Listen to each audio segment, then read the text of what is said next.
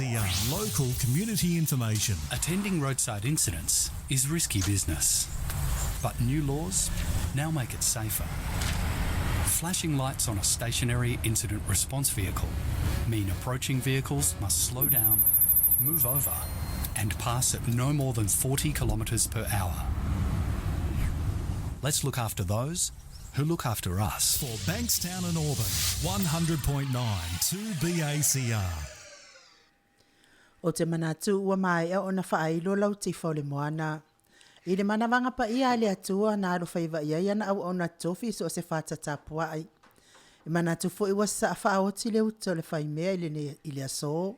A wale tape na ino se tātou atunu i ngā duenga whata wino le neva yaso. O whalofa ma whata alofa atu malofo i le whaio le whaiva i ato sunga o whawhia ngainga. O le aso salo na lua LENEI yaso iwa yuni lua fe se folo ma le iwa. Wa matalia fo le tātou POLOKALAME pe o na masani ai. Lau le tio whaafongafonga le se lau te simaleiva whaamo tupi ACR. E mai se o lau MAIMOA mai lungo le tātou YouTube channel le Jennifer Foundations of Samoan Worship Songs. E o wholofum whatalo whatuaile. Au whalupenga lau a fionga i le seo le fasinoti. Whalo vaumua mes fo le president o le auso Fealfani Maria vaumua. Le mawalunga o tau simtanga duenga mna yo la tau faltua le ekalesia metatisi.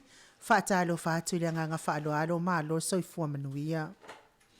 Whatalo whaisunga ito ina whatono le ekalesia e whakasa.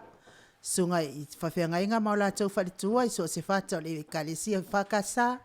Malo whaiol whaivanea ya so whatalo whatu le nganga whalo alo. Lupe whaalelo le tala le fionga ya patele kovia lui. Bese foi Olunga e patele pa io le tu ainga sa le ekalesia katoliko fatalo fatu le nganga faalualo malo fo i tautua i le tua malo fai ol fai ne yaso fatalo fai sunga i fafia inga o le ekalesia AOG le tu palangi ma le tu Samoa ma se mawalunga ekalesia uma fatalo fatu le nganga faalualo talo fa fo isi tina malo lo man malo ya mawasia so fo muy mafuta mai work farm malo lava soifua manuia. Fatalo fafo i so se ekalesia wala tuaila o tapua inga Samoa. Sunga i whawhianga inga mna yo lato faltua. Le maua fo i suafo ekalesia LENEI tu lao TAIMI. Fatalo fatu POLOKALAME Maota Samoa VIIGA o le atua mo oto uma. Malo on sai. Malo fo i tautua i le atua. Mese le ekalesia e asofitu le au pa ia le ekalesia asofitu le aso ananafi ma lo tapua ia tau sunga mana ia tau faltua e meisel mawalunga le ekalesia asofitu i le itu palangi ma le itu Samoa. Fatalo fafo i le mamalo le ATUNU'U i nai tamama tina matua o e o lo tapua ia whaiwa Samoa i le aso ma le aso le tau tapua inga mamalu matangofia ai mai whaiwa Samoa i le manuia. Malo fo i on site so i fua matua lo iai o tau tonu lava tingal so i fua matua lo iai o tau ya e malo lo on site malo fo i tinga fatalo fa fo ile pa io ainga me se le malo fa fale upolunga fale tua matausi ma walunga o Samoa uma e o lo alala papa au i sini Australia o i FIAFIA via le Maota Samoa VIIGA o le atua ma la to le tio fa fonga fatalo fatu le nganga fa alo ma lor so i fua manuia, ma lo fo i le fo lau ilangi maa. Lau mafuta mai runga upenga te whailangi tatou wala ata le YouTube channel, Jennifer Foundations of Samoan Worship Songs, fia lava staff al nekelope lo e mafuta mai ai, fatalo fatu le nganga whaaloalo, ma lo le ona sai, fatai fo i tusi mai, fa malo si au mai, e vea fo i nei ala ata mātou le teo whaafongafonga, ia mala ata fo i te fia MAIMOA ai, fatalo fatu le nganga whaaloalo, te o tala semi ma le tausi i Asia, ma le nofo alo ma lo soifua manuia. Fatalo fafo i Samoa o lo iai ainga wo ma e masani. Le fionga i le au malo se tātou malo manana masiofo palemia ma le faletua, ia me se fo i le kapeneta, ia mai lato uma o lo ngā lue e wal manuia o Samoa, fatalo fatu le nganga whaaloalo, me se foi au na TOFI le Atua tala fa auto so se afio anga i Samoa ona o tawa suino le puvai o le ola malo on sa I malo ngā lue sa fa inga tina mata malo lo man malo e Samoa ia sale nga su le tai au le tala inga o le fina ngalo le atua ele whangaloina lava le whaatalo whaati ia te o tau uma I le anganga whaaloalo malo soifua manuia talo fo il pa io ainga malato tama o tama fo I malato hainga so ngā pule mtumua I tu au malata wa ainga I le taima le va au fonti sua ma le vai whanua fofoma ai tūlangi sa ole msale au mua ma le launi umsalua le afio whaatiu to whale ula la au nā mtasi ma upu ia te oe le motsa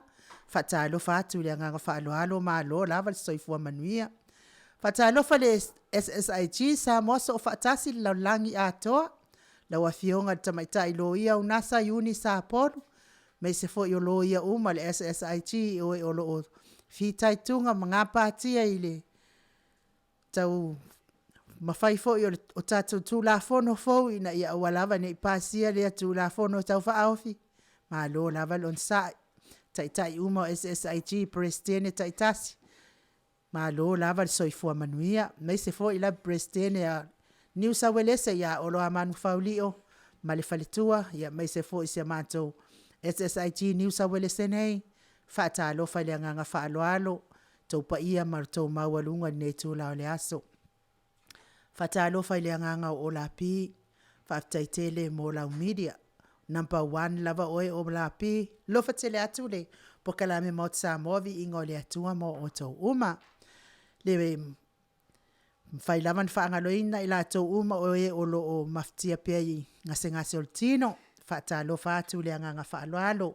Ma lo laval on sai soifua matua, ia e mai se fo I whianga iei pia mga singa tino, lau sunga le usoalii, le sunga ia tuila e pa whai ai malfaltua ia maunga mua, fionga I le alosina ia futialo malfaltua ia ana rosa wha amusu faleono, sunga ia pupui mai malfaltua ia taulupe afa masanga tafinga malfaltua ia ola itai, le talenga ia ai malo niko lao, ropati male tausi, wharupeni malfaltua ia iuni, ia mes fo ina I tau sala ia soi tamali I tau whao ai ono fu amata ai sua whaatalo whatu le anganga whaaloalo mes fo intanga loa malfaltua ia lei ma futa mai Samoa whaatalo whatu le anganga whaaloalo nei tū lao le aso ma lo lava le soifua manuia ma lo fo I le fulaulangi ma mes fo I le tatou POLOKALAME ma le titisa lau whetalainga montalo ia ma lo lava le soifua manuia le pulenga titisa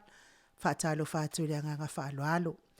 O lea ua sifulumane 2 minute au te ai nei le tu lai ono I sini au se talia nei matalia fo I tatou POLOKALAME le awaa na te tautuaina lo fita mafuta mai nei asa Samoa fionga le tapa au whaasina ia tole afoa mai fasto o tai whaapea fo I mwai maunga mes foi la insinia numero tasi a mai ko tole afoa malo nei tangata ilinga no alitia savainaya mai sala I lua savai solo lufi fare a puna moa fatalo fatua hilale anga faloalo nei tu la le aso la wafionga le tapa au fasina tole afoa an foi oi foi ole tama fa sausawa le tu ia ole foi na tu inati ia o ton mai pe ia por faululunga le ainga malos se vai ane foi la fetalainga le la ulu le taulau new malo soifua manuia malo foi lon sa ile ne ia salo na luo nei masina tole afoa.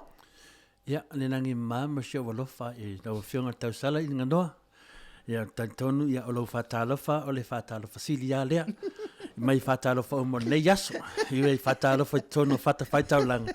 Ia, whatalofa lo whionga I le tau sala. Ia, polo whionga fo ia punipuao. Ia, lau whionga fo I toa pe atu sisi tūlanga. O lau whatalofa lava o le whatalofa sili lea. Wa o le whatalofa I lau langi atoa. Ta tonu lewa mona e whatalofa le pa ia, mamaru le ATUNU'U I tupu mona e, e mese lau whenunga TOFI le atua mo lato whaitua. Le se mele yo e lau whatalofa, yo foi ia le sunga ia o la pi, mal POLOKALAME o la pi, ia o lau whapena na whe lau whatalofa, mese foi o tātou uso mai Amerika, mese foi ia le tina ia whe lo whalonglong o Alaska, ia masi o lato, ia o lato tono le ekalesia e whakasa Amerika Samoa, ia o lato ia tasi o le au support ia po fe lango di nepo kalame o le moto viinga ia me se foi le susunga ia fa manuia mai nuu ia fa pe foi fa le tua ia kelela mai nuu mai la anga mai o le paipito le o la lomanu le mai mena po ia ma wale le nu tonu show wole ia o ia lava lo fa penana fa fong mai lo fa tu ia fa manuia ma lo foi fonga ma lo foi si le metato po kalami ia fa talo fa tu foi ia leo manatia na pe foi le fionga ia le mafalo fa penana ma futa manunga tato TV ia o Rudy Hill ia malo fa tai maner panke ke ne yaso ia le lo fa le tu fa tai langa le malo yas le na mai panke ke le fionga ta sala de wa naturale ata de foi sua le fionga ia no pa mai lava e fa volo fa talo fa po mala malo lava le soifua manuia tole fo fa tai fo io lewa tatou lia fo ne ia FIAFIA atol fo ia o lewa ole asone ya male fo fa fonga mai le malatun wo mal fa talo fa le si me wo ko ya fa pui ya fa malo lava fo non sa ia te la to uma o ma futa mai tono fa pui ia ve ia fa salanga fa malo ia fa fo wasasi nei ia ole toi fota ina na mon manai ia wa lava lo o lava ia le mon manai lo tele atu le tato pokalame mo oto uma ia taluai talfoa ia olea wa ta amata ta pokalame au te mana ai faitauna i talafo ia mai Samoa ia wa fo fonga mai le malo le ATUNU'U ia se fai atu tala mo ia ona pesau esmet fiesa so no ia ole faita watu ia na itala ia wa fo fonga mai malo le ATUNU'U o mafuta me sana itina mata mama tua io te taun faita mo vanga na langa afetu la tala le en se le mal ngona le wa mo ne tem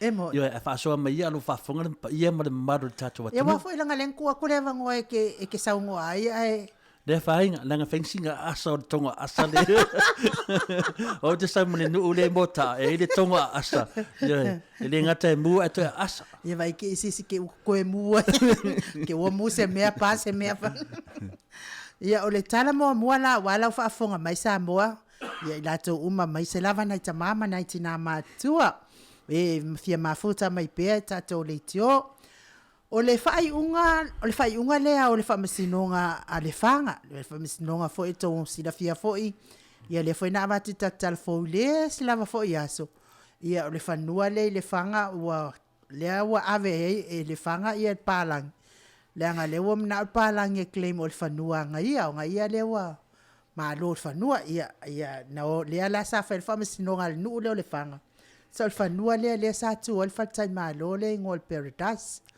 ia le la wa fa med palang o ia ana fangua wala va fo ile ko kon ia fa fonga mai de fa unga la le na o lo si a fio anga le ave fa sinonga ia ma lo palang ia fa fonga mai ole o le whaiunga lea o le whamasinonga le whanga.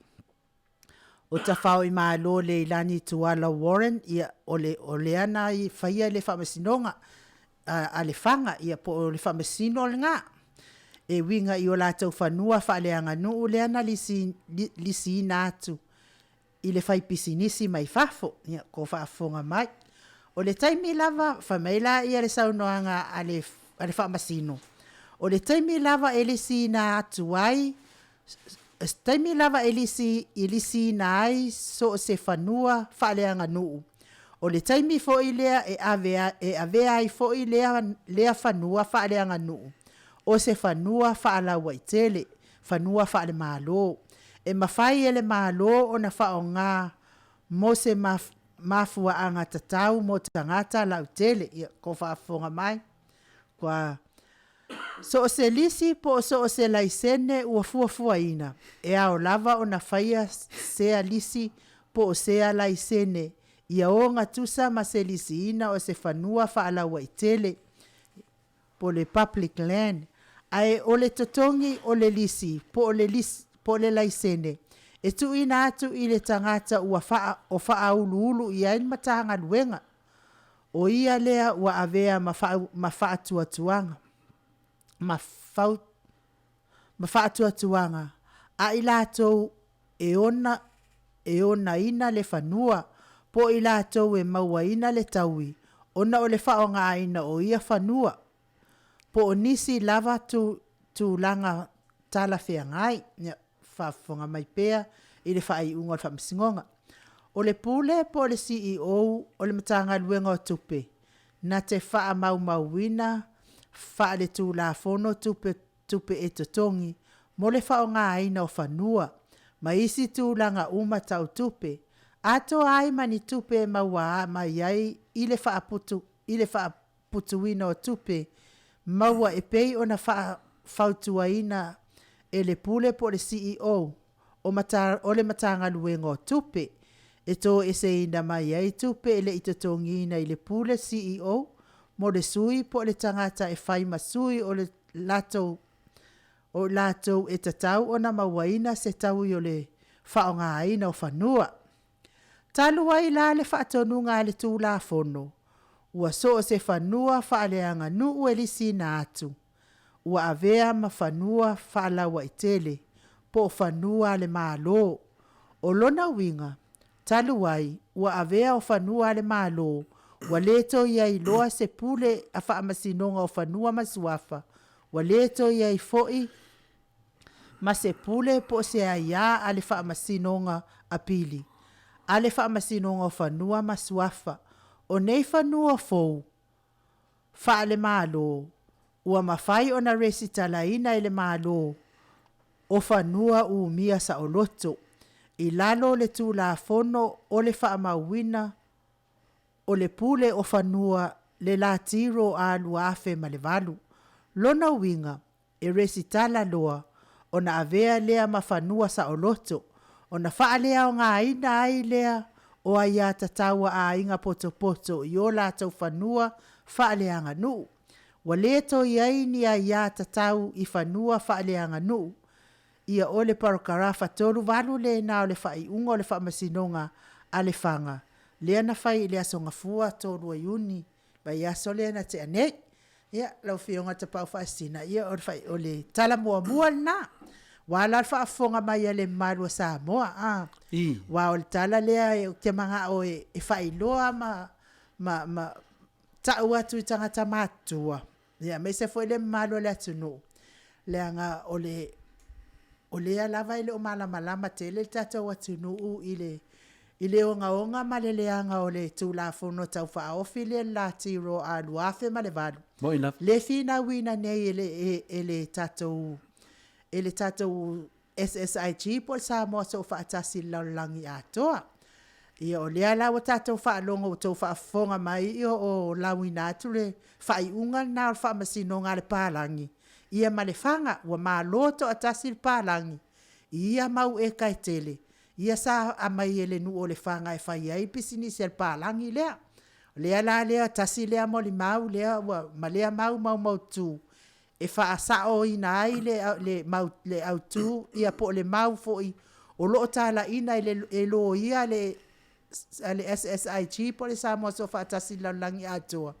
Le leanga ma le onga o tū la fono tau whaofi le la tiro a luafe ma le vadu. Ia, o aso ia lawa whionga te pau whaasina. Sa mawhai o na lisi pe na whataita inga. Pe se kamo moska, pe se kova ai po le alo fingar. Nei, at wha pia. Ia, kusala o aso ia le tau watulau tala le wha mauni ai lau whionga te pau whaasina. O lisi na o mea nei o whanua, e mānaia pe a tuu pe le mea sa iai moa mua. Pe ila o le whataita inga. O le mātou ia whanua wa sa alisi ai nel son. E le ngata ia mātou, a te tonu whaolo whaafonga mai telo nuu wa telo a inga mawhioanga. Sa alisi ai kampani lea a ngel songi aso ia. Ia o nei lawa i taim, ua ngau ngel sok, ua le aise nel sok.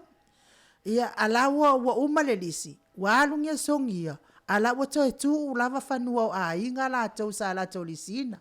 Ana whaapea lai apalai mai le luafe ma le valu lea, tu la fono fau lea, lona winga, ke le mea ngau ngel songi, ai koe maua malonga whangua, ia al taimi nei, ia ua uma ia lisia nel songi, ua umatu ia kampania ngel songi ia, ia alau koe ku wale whangua le ainga ia, al tu langa la le wali ali mai nei, oka, Ia ai tu lau fionga te pau fasina. Po la sau fina ngalo e pe fia whaalawa e tele ele tala wa whailo atu nei. Matau foi a olo na sau no tūlanga le ngano. O leo e sau no mai de whamasino. O au le te whaadonga longo atu whamasino. Wa o te le mamna mai tō whinaunga. Nea nau whaadonga longo atu. Pau inga lo whaadonga longo atu. Ua whaia inga i le nu o le whanga. Ioi. Whaia inga i le whamasinonga le ntoe apiri. Ioi. O whaupunga la le whaadonga atu ai. O whaupunga e tau mai ai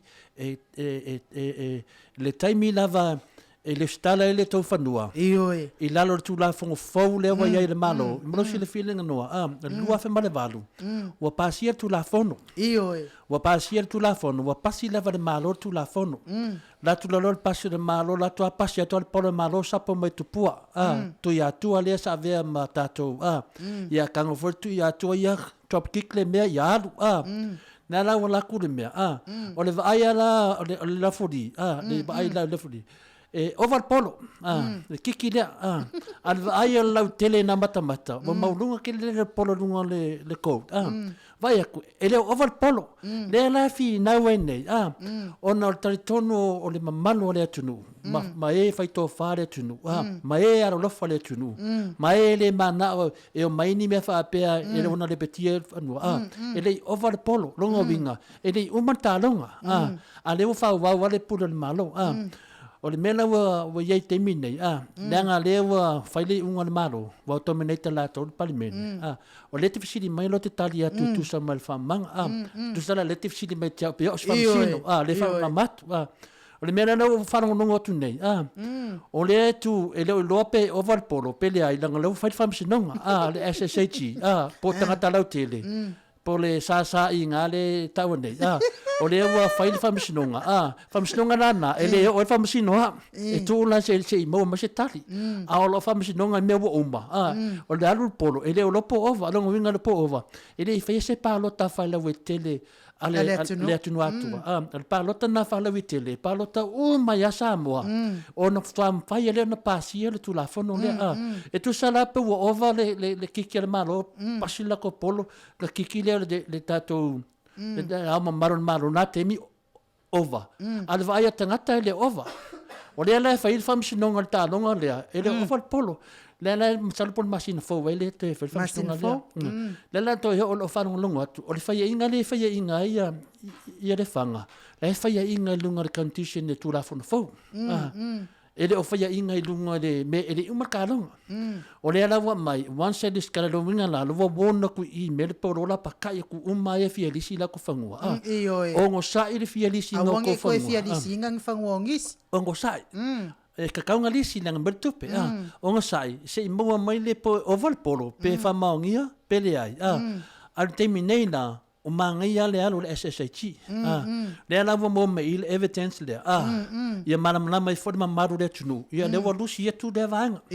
sala me sa ia wa fa ina tatou fa inga malo ia malo ala la vai aven mo le fa malo ko malo mal palang ia mdo li fale aven melo le video kema la vai fa su en TV penga oval polo penga le oval polo nga kale nga o mana ke mingela ka ko sai se mai le resort nga no po ai a terminei o le a fa ngarti session la fori oval polo il ke mingei ai mai le video kema finga le sia ki mele oval polo nga no ia longo winga wo fa le nga ingal maro e karo sia wa le maule ai fa te fa inga terminei ia e lunga ko mo me fangua ia o tana na fa masino len fa mai len o la ko mo me fangua kai nga wa oval ka ko polo ele oval polo ele sikoa wai ka kaunga fa o le mele finga o lo ia fa pu wa inga no mo fa funga anga le ATUNU'U laulangi ua sori le fa vai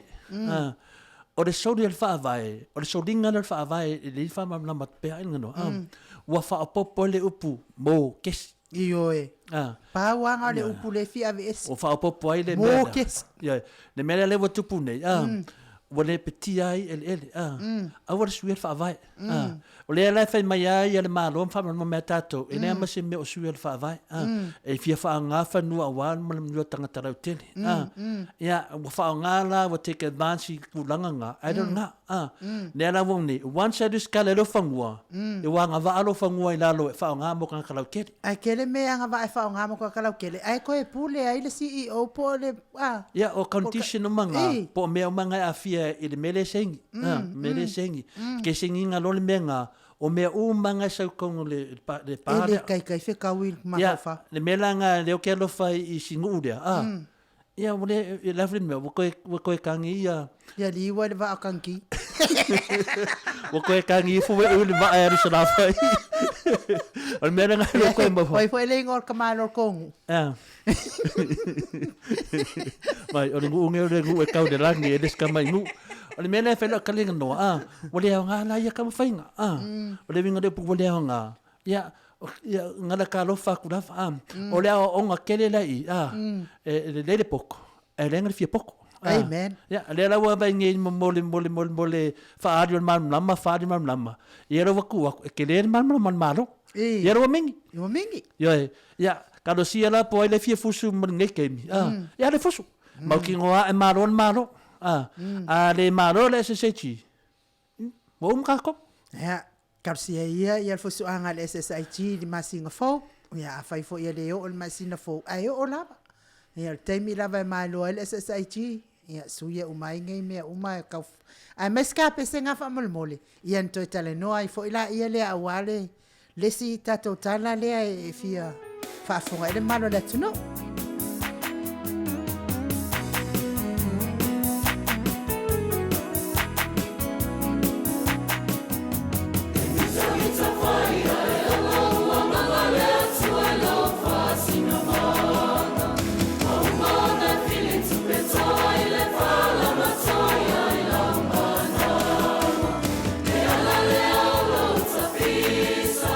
Manai au nei fasamo, manau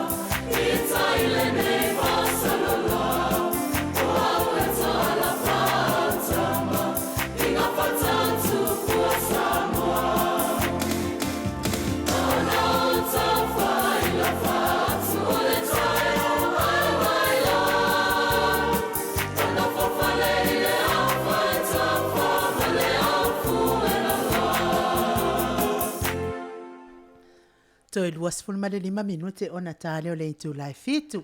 Na tau whaafonga mai si ufonga matangofia musika manaia ale ekalesia e whakasa mai Samoa. Samoa i Samoa. Ia o le tātou tāla lona lua, o le au tatal noa pia i whamasinonga, i ungo whamasinonga, tātou le wōri whamasinonga. Ia wala wala u whaafonga mai Samoa, mai se lava nei tina mata mātua. Ia whaifo i kele fia whaalongolongo mai, ia ai mo e o e fia maua ia fia maua ina ia fo i tala manaia. O le tala lana lua, o le whamasinonga al palemia o Samoa, ia matapuloa lea sa fofonga ina i lea so lua o le vai aso nte anei. O lea uato e tolo ia i ulai lea so lua sifun man lua. Mo lea tua ila alfa aftai te le lava mo ila tau sa tapuai. Mataulia o le whamasinonga lea wai. Te iwa tu fesili seisi po le amia wakaso oso o ai whamasinonga o tapuloa po king fai popo. Ia e sa o lava le fesili.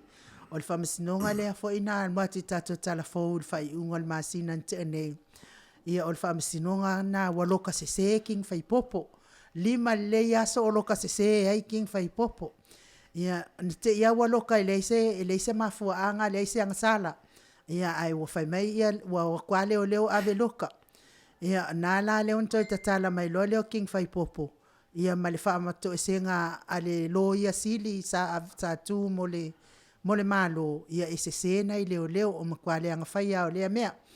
Ia o lea la o le whamasinonga la na o le tarsanga ale lo ia king fai popo. Ia pe mawhai e pol talenga fo ia tapuloa pe mawhai ona whasa o lo te tapuloa e fo i mai inei wa aisi ona ainga ia ai te ua te ena tarsanga.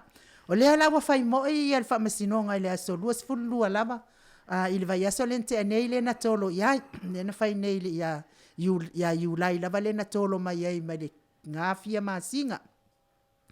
Ia o i le masina le ia iulai i le aso lua iulai. Aso fia, so ito titilo. Ia o lea la ua to e tolo mai nei la i le aso lua se fululua o iulai o le masina nei. Ia ponoinga o le masina fau.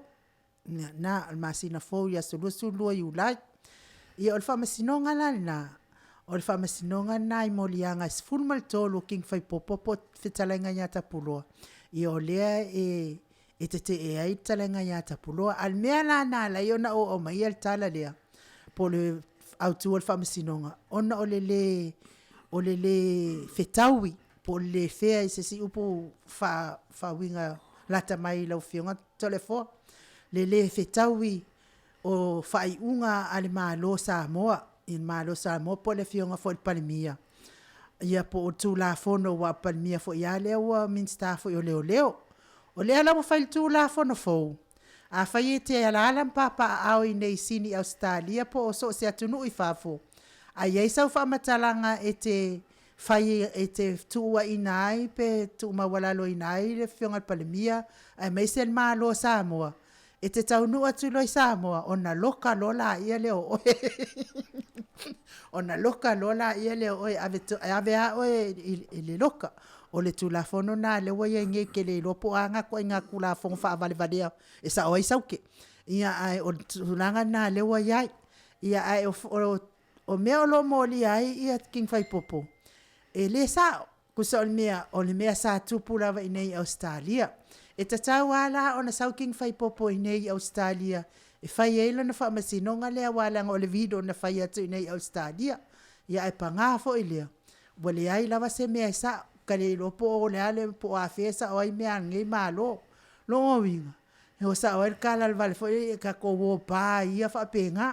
E o tūlanga la na lewa iai i el whamasinonga o king fai popo. O le aso luas fulmalua o masino i ulai lea la atoe. Fonga inai i le vā ma le whionga le li palemia. Ia o te matua i talitonu e le ai ma se whamasinonga sao po se le lei. Ia whawhiwhenga o leo e moli. Ia pe aue o ia o le komisinga o le ia o le makanga o le afo. I whaurunga o le mtanga luenga leo. Ia o le tala atu la na a o la whionga tapa o whaasina. Ia tasina tato talafou le fia whaatai toi le malo le ATUNU'U. Ia malapatai atu ai fo i le malo le ATUNU'U. Ia awe te whase ake, wa ela ku ke ala ke holiday ala ka fia i pe ke ala ku fo i so fala velave ia ai ma ewa ka fia i fo i Samoa ia lei o le mesilin faftai e le se so maliu tu lo le fafonga le tunu o lo sang le mu pe le ftalenga ia tapuloa ia po lo fa penan sang le mu pe ia tu langa ia nei a TAIMI of tawinga lava o mafofonga pe na fa so mai ia lo fam talanga o TAIMI nei la o la lava sang le booking fai popo mo na o meno ngondua e le mafaina o faia se tala o no tu langa o le lunga fam sinonga ia o me ia wo tupu mai lo mai resort en fainga tau talai le la wata watu langa le no fa pe o mai le la to tolo fam sinonga o mai le tu la fono o tu la fono i wo mai TAIMI nei sa le ai mo o le leila melia e le mo king fai popo ma tolia le umar fam sinonga e le se me pol vale to SHG o le i mai le video ref e fa moni ai pe o over polo o TAIMI nei na o me o mai e fai tai pe o tamata alo fu inale ti na fa kulo fodi de la avetimi over polo was go ya sa foi la posisi fa mai e le sco al menga le ku por TAIMI ngai o la ve fa wa tu e sa no o ke makwa ai se longa va kuselo se fa masingo pa langi fa ku akan konguinga le me o la fa ngai Samoa yo pe nga fa yaku le fa fam singonga o me yang mai muli ne fa lo mai ko ko fam singonga o me silinga nga fa ngonga o la mai resort ele fio aku le ka ko kai wa ave so tangi nga noa ave lo so tangi e ka nga ia o le leila meia ave pe luma kusala ave so kangi fa peki ave so kangi e binga ia kiau ale lakula le aso fam singonga e solo fuala o kangi ele fa nga inga langa lewa le laku a fa pela nga molia o laku to i se si kongor ka vale ala ke mon mawai o laku reko ka boko se si kolor fa fonga le ku ia nga saule o e mele kangi nga manga kanga fa pe wo fa odima a fa ile ki lo le aku manga kanga ele aso fam singonga e so loya le aso na le ele e fio aku de kai ai do so loya foi non o vinga la o la lava e alu lunga point ole akin fai popo ele ke ni so o di uma fam singonga mela le o le ku ngalu ya kako o le uma fam singonga linga noa ale wa va ia ku ka le ya le wa lua mele le fai o le loka se akin fai popo a vela le loka se akin fai popo wa fai el kula fongo folia me ya ke avaya e ka kaunga fai se kula fongo langa wa fefe singa maku ya le halo ka ko faf pe wa o ma vai kula fongo o limba ya ngoma kula ya le kula fongo fauna le fai ya ka kongo la ya to mai le loya le SSH e finga winga e le ko mai ni me fo i ko kongo ke mi le fai le to winga le ya o le la ka kongo o le ko e ka le la finga vai o nga e makua sila ma malu laulangi ma le malu le ku ma laulangi a ko ni no o le ala wa mai le leia ele o va le polo fa maungia ele o va le polo longo vinga ele o ma fa pisa ma lo ka dia ku le ku sai malo ma e o malo e ka pokalame o lo fa ulu o lo fa le scala lo fa o le tato tala no na tot o le tala no na tolu o le whamasinonga o malaki tau ili to silifia fo ia si alo le ATUNU'U ia lea fo ina mai mau fo ilon so i fua i Samoa pe fo ona mawai na avatu ina fo i tato tala fo i taimi wa whano ia le ima wa mai se isi aso e to e whataunu ina il whamasinonga ia ai o lea li ile o lo tua ina leana maliwai ia malaki o Herman Westerland sa o se tasi o alo fai inga fai pisinisi Samoa e ngā tau sila fia umanava wa uma ona whaatonu ina i whamasinonga e alo e saini le ofisa o leo ia so uma i o tūlanga lava na e iai ia molianga whastio tangata ia po o molianga tū ngā whapena e saini le ofisa o leo whaatali ai no na whamasinonga ia e ese mai ai la le tūlanga lea i le case o tamale o Herman e alu ia le leo e whaasaini mai le alo lea o whai pisinisi la tau whale wa le tala wa matua le tala fia ngai tele a manisi foi o le mamalo le ATUNU'U i o lo tu o i le whale o whamasino e saini Ia awa ese mai ai fo ilea itu ai ngā telefo. Ia ele se ngā fo i o le mea lea. Ia ma le whamasinonga o le isi fo i alo le atunu lea na kemi fo ilo i Samoa le ngā kemi kawa i Samoa. Le satupu mai le whalavelave lea le nfa o li mai ia le tas fo ilea alo le atunu ila na pa anga wha poliuli a. Lea lana ave i New Zealand ia. Fai iona ta otonga mkwa ku ngā wafanga le kama le nguko skenge a. Ia o le mea lau tula i mai kemila lengo uarua ingai Samoa la tamai nei ia. Lea lana fai ia whamasinonga. Ia na whaasai le malo ia media. Whaasai le malo media ngawa koe whaalongolongo le lipoki le au mai New Zealand a le teine lea na whaina Wale i loa la ia i po le ale sa ongo ngei ku ai ngā malo, ia i malo Samoa. Ale mesi le ina matanga. Le ngalai alu o mai lunga le lalo langi Atua. E whapalangi ko e wha Samoa. Ia maua lalo ia tātou malo i ko i ngā kulanga ia i whamasinonga. Ia talato nai le whamasinonga waim to tele malo la TUNU'U. Fia ina po la tūlanga wai whamasinonga malaki. Ia LENEI, o le tūranga lau i eile whamsinonga lea. Ona o mea whapenei no pēna o soso atu. E wansa ave nunga whamsinonga. E whentanto e whatanoa ia se whaise ni debate. Pale tūranga leo i nei o mea lau atania mai. Ona o tū a whono fōua ia lewa mai.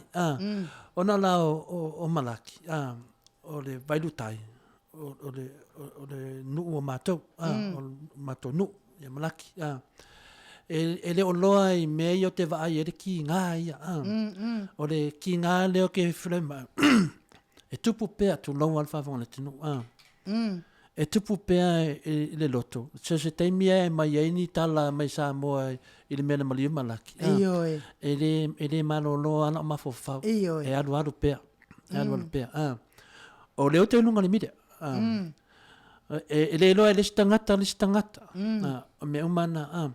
O te lea TAIMI e ona na mai ia le whanonga Atua amana, me se siuntama. Pe ile mana o fina le whamatala, ale tina, nang uru tāwhenga. E selfutia wasingano. Wa whaina malaki.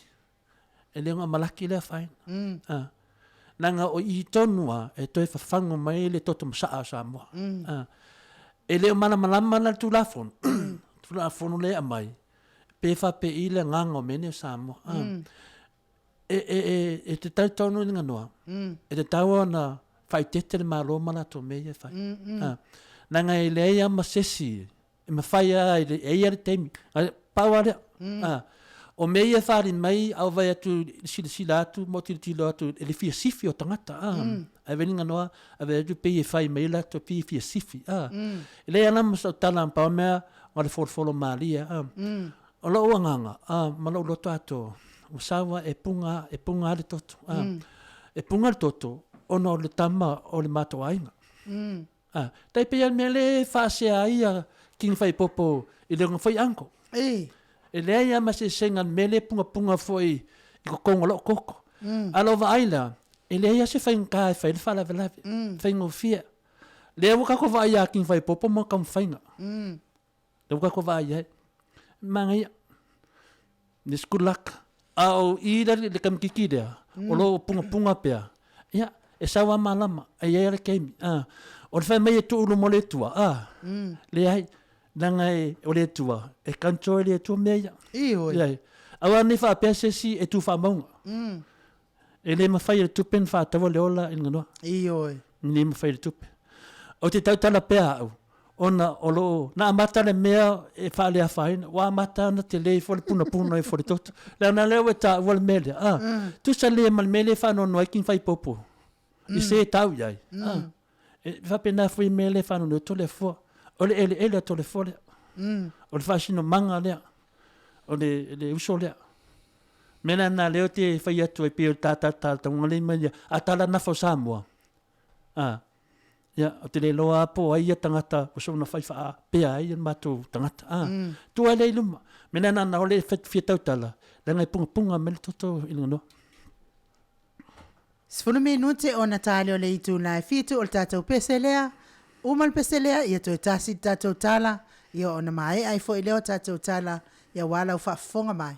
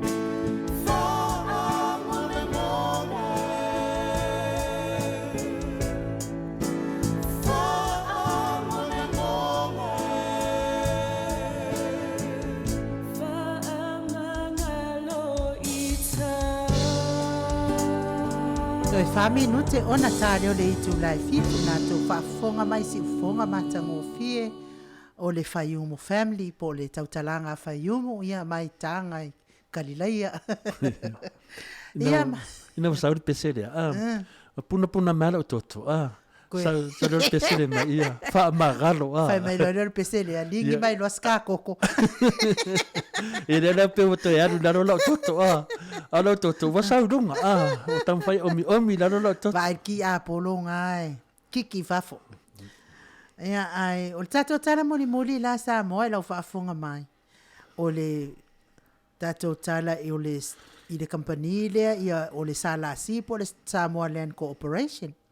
Ma le tua fo i lea fo i nāru atu fo i tato tala lea mua is fo i tato tala fo. Talu ai la o lea sa MAIMOA ina i lunga o le alanga ata.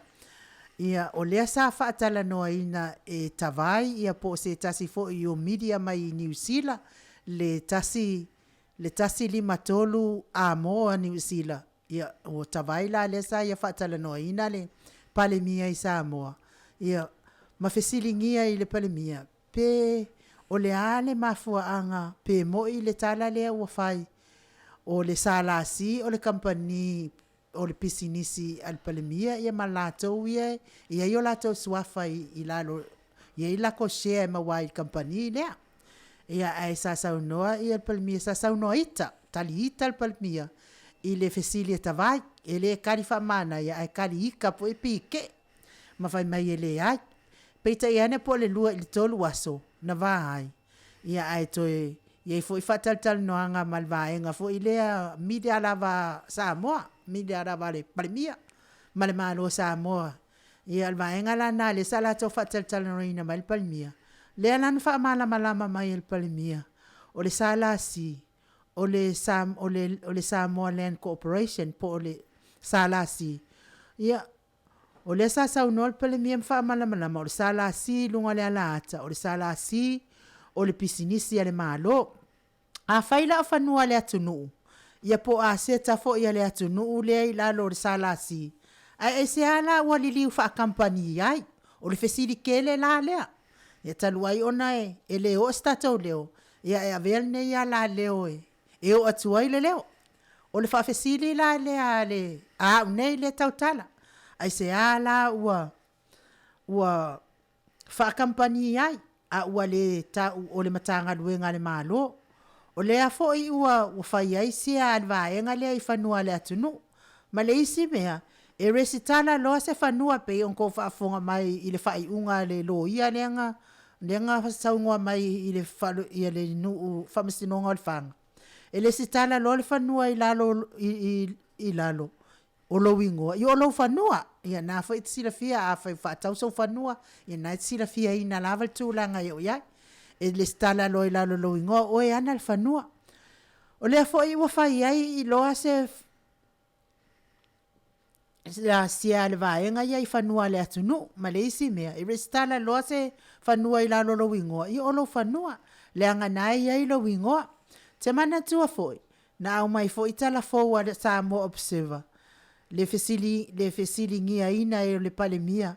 Ia ke mi lea o la sa unilan malanga foi lea i le tatala ina o le TAUNU'U atu o le malanga le Samoa Airways i Brisbane.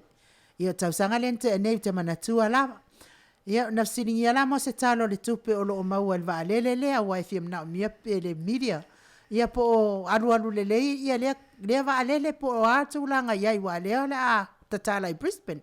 Ia la na whainga malanga tu saoanga i Brisbane.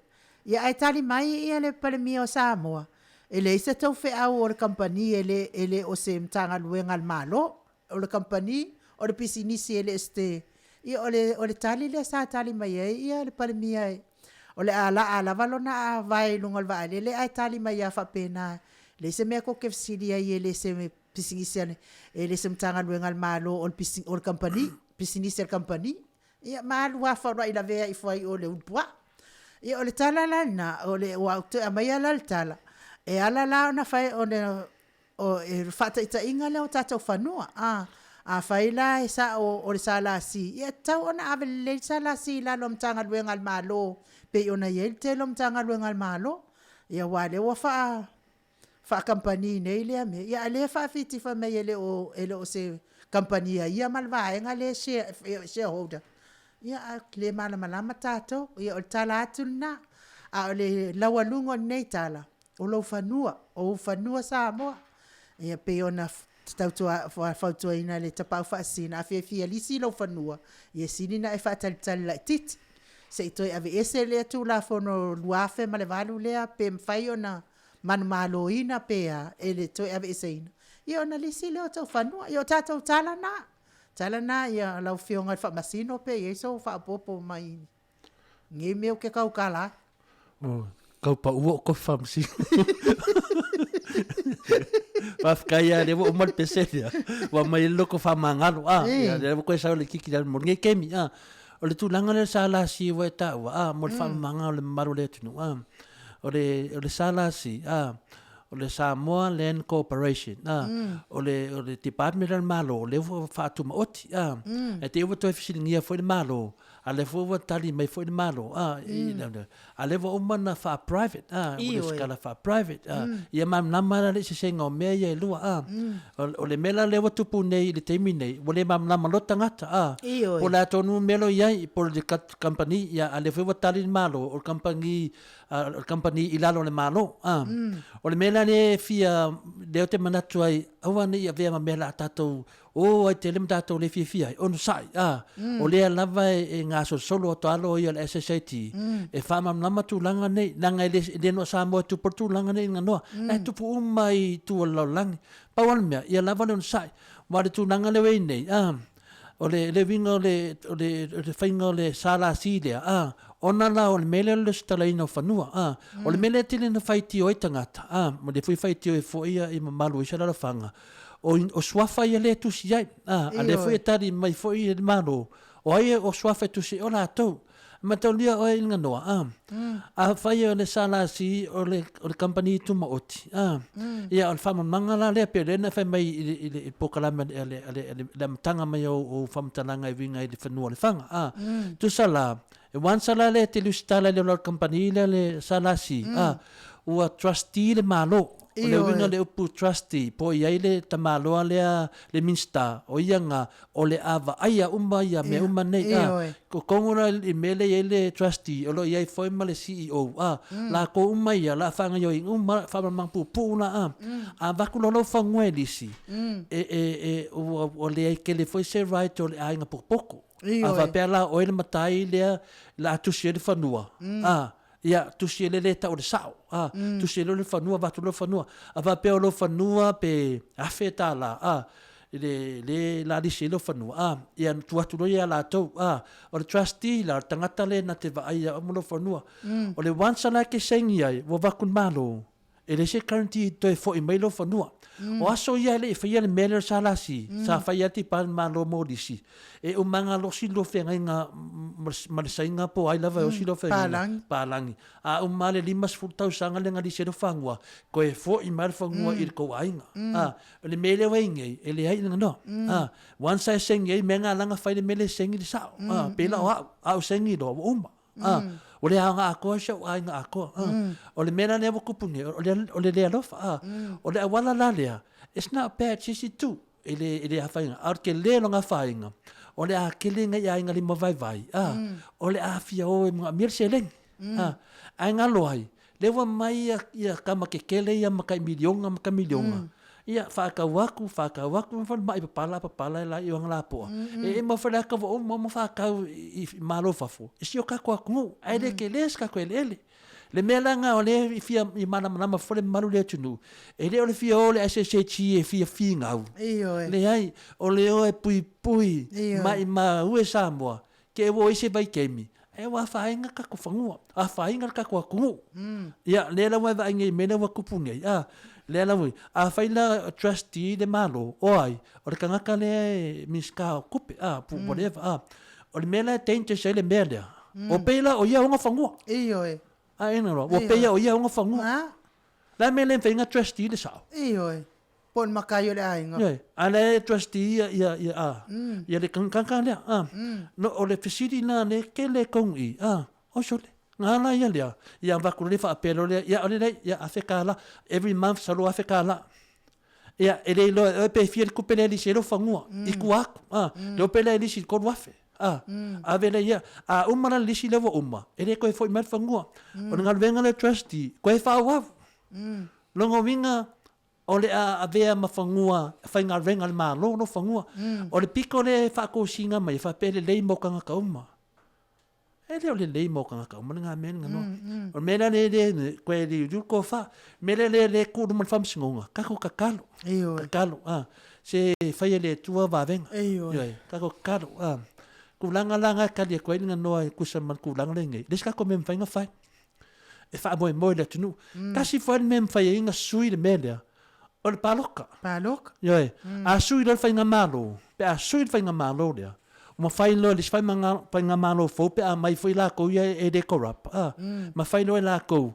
Koe whai sisi a wala fo. Ma koe whai masinga uma mea ia. Mea uma ia le whai ki o de kungu. E koe whai masinga uma. O le lenga. Ia, malo wha aftai te lo fionga ta pau wha sena. Mo le sosoani fo i tau wha malamamaina le malo le ATUNU'U. Tu sai mal POLOKALAME. Ia al tatou POLOKALAME na mo ne fo i taimi. Pese leo le atai na atu liu mai o tatou POLOKALAME masani maltiti saul pe ona iai.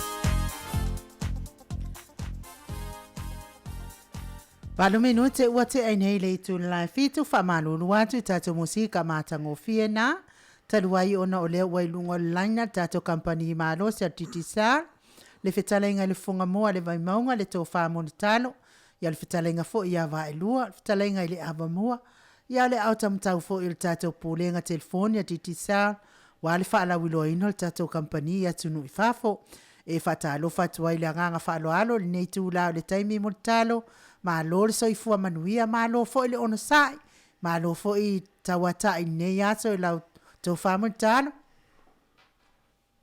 ma lo soifua manuia e la usionga ile tau sala la usionga inga noa tai e ve fo le nei ava noa ma to te fataro fatuai fo ile usionga tapau fasina Tai la. la usionga le tolefoa ya me se fo i pa yo tato ofisa fasala lau i tono sini Australia ve fo ile nei ava noa fa au fa yelo le fa i mesula le pulenga ma tato company le titisao ya ma to te fataro fatuai le pa i o si o tato tunu pa ia lava i le au fa ingaluenga le tua au no lo fa fale le malu so se fata foi taulanga au alta o suina lai vai o leola ia ma te tolu ni o le tua o te tolu foi sa o fale o tato tu to teno o tato tunu ia le nei aso sa pati malu malu ta puai ia e mo moli le viiga ma moli lapa o malo ia e pe ma moli fo ia e pe o po fai malai o le tunu ave fo le nei no mato tu fatalo fatuai io si tato tunu io tulang fa pe masani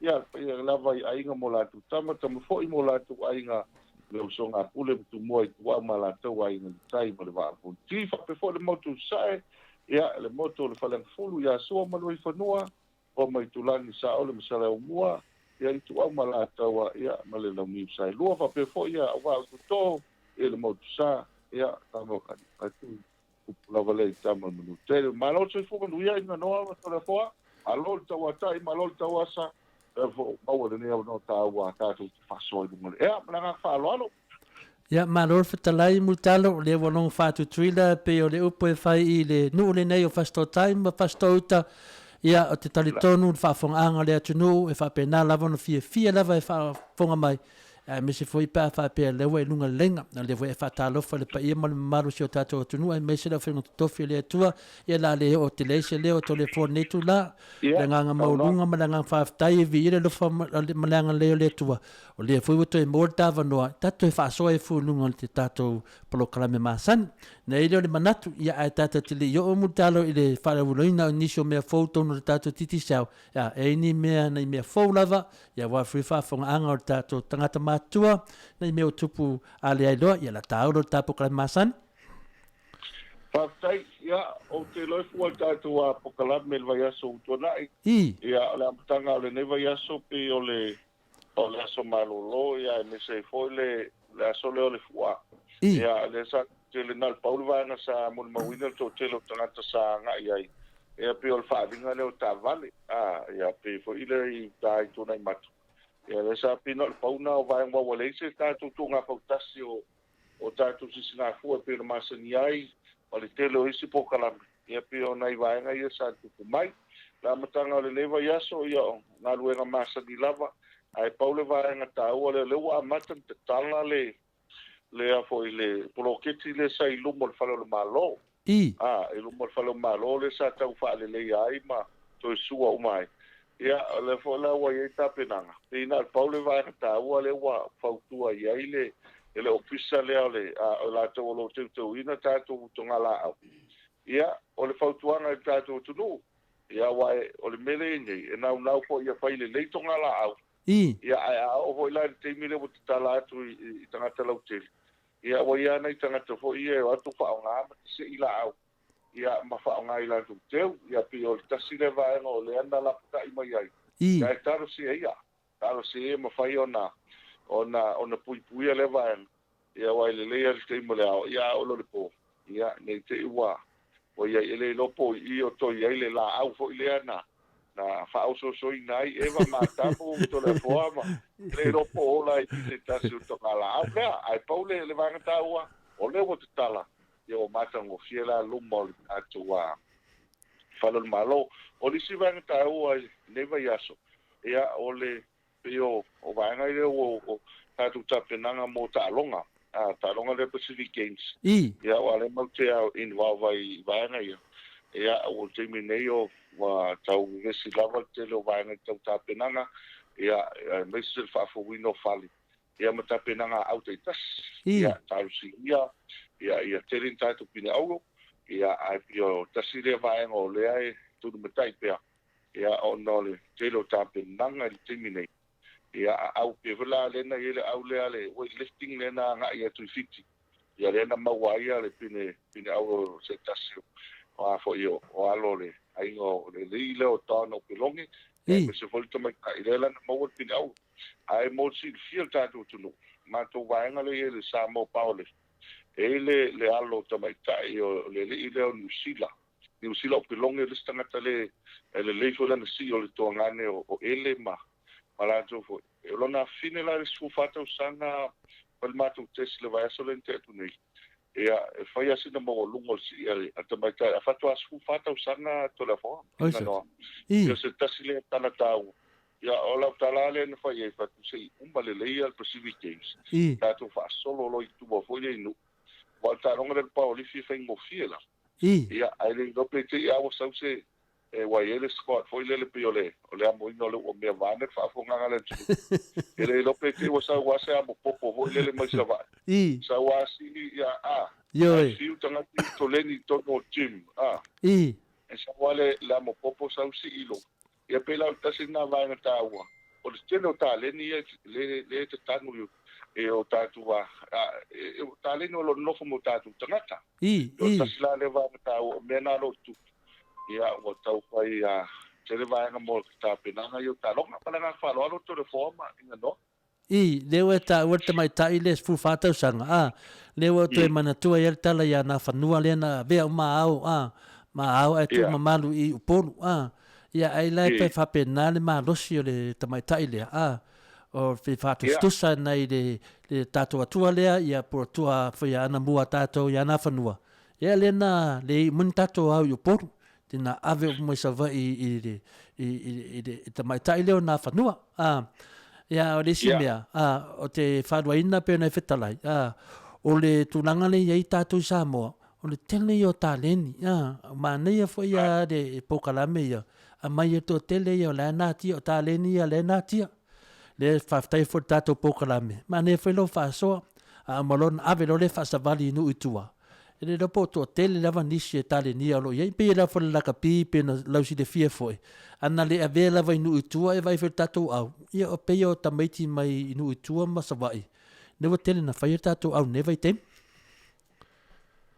e moni saunanga to le fo wa me foi nan tupu a feleti stau sanga wa su tau sanga tuana e ta longa le karisia e faka sa pe sanga lu fatasi male a feleti e a umarola ia na misera mo ta longa mo e vo ile e mamau o le mela tu lai mai e le tamai titi e nai awala e no u ile tu asau e a fai fo ta longa le tu tane so e mese la to ai sau tamai titi le e mo ile lo le se vai le se vai ai to telo tangata ia mo e malfoni vo ile ine ia pia ia fai fo lo ta longa le pia pa ia wa fiu lo fai se vai e tu le tamai titi le rasta ia lo vane pa fo ngale tu ele se vai ai va to ai lo tamai titi anga mo e ai ko longa ma banga ia e lo le mari o le mera ko e se wo pie o po malo mo talo dopo le na mo wa ma tu fo ia so pie fai mai tu unga ngai mu fanua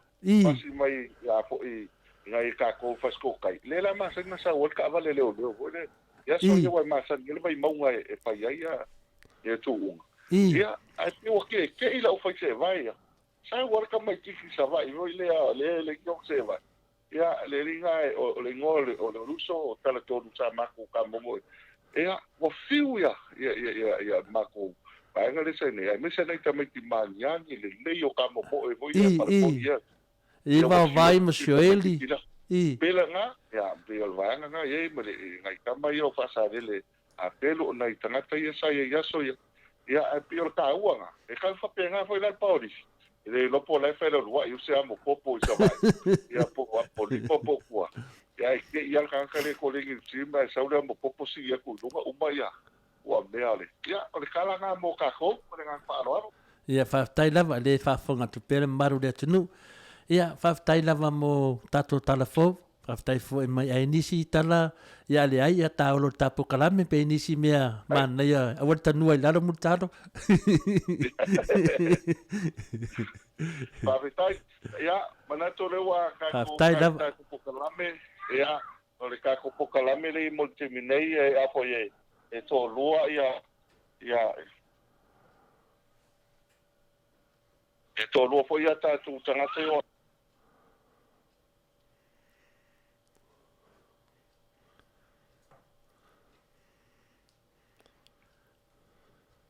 Talo fa mo talo.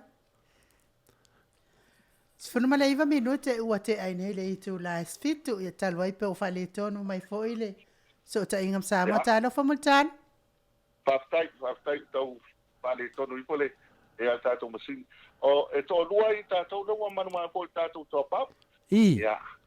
Ili tatou a pailonga le manuma lo ai a le malanga mai.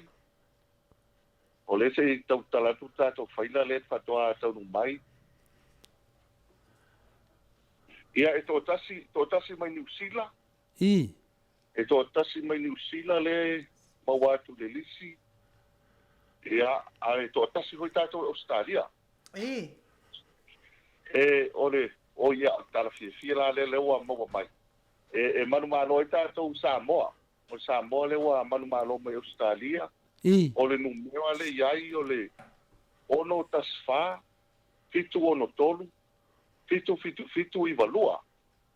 Ono tasma, fitu ono tolu. Fitu i valua. Ia a numero Samoa le sa top up mai na. O le fitu lua tolu. Lima fitu fa lima. fitu loa tolu lima fitu fa lima ai lima suta la le top up le sa mai na o le la wa anu ma lo tangata le ia I pasi se mo fo le ma nga fa lo anu to reforma inga no I ma lo na fa o e swafa po na no mela ia lo ia ia o le LENEI o mo le vai aso fo to le reforma inga no I o le wa ta mo fai fo le o li si le vai nga le sa ta fo il TATOU system ia o le la ta o pe mai le telefone o TAIMI o TATOU POLOKALAME po TAIMI le ia a fa pe mo me telefone ia o le la TATOU vili ia tau se vili no le tengo le fai POLOKALAME ina ia fa longo mo tangata le ia fa longo po TATOU ATUNU'U e pe o le mana ia la le wa o le wa ia le vana le o le la tau so TATOU system ina ia fa longo TATOU ATUNU'U ai se tali le mai tangata le mai Australia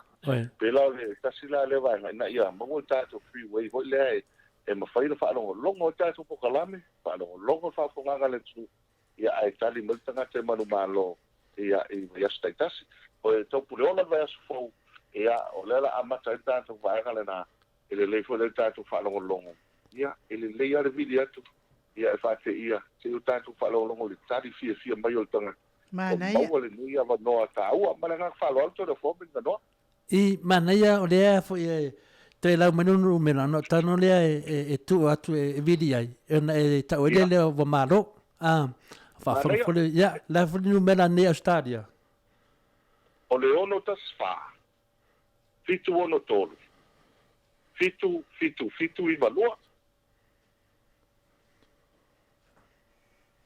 ia o tasi fa fitu ono tolu fitu ono dua mai ke fai a fai lo interview I valua fitu I valua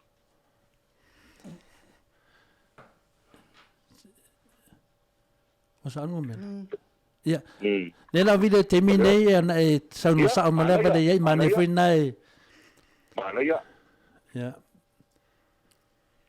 o le I valua fa mo le fitu I valua ne wa ia fa stai o ta si fa e o tani mo le ono lua ai ia fia se ai se va te fa fonga ga le tu ia ma lo ta ko kama ta si fa fitu ono tolu fitu I can't e slow tolu fitu amontado e tolu fitu ono tas fa fitu ono tolu fitu I valua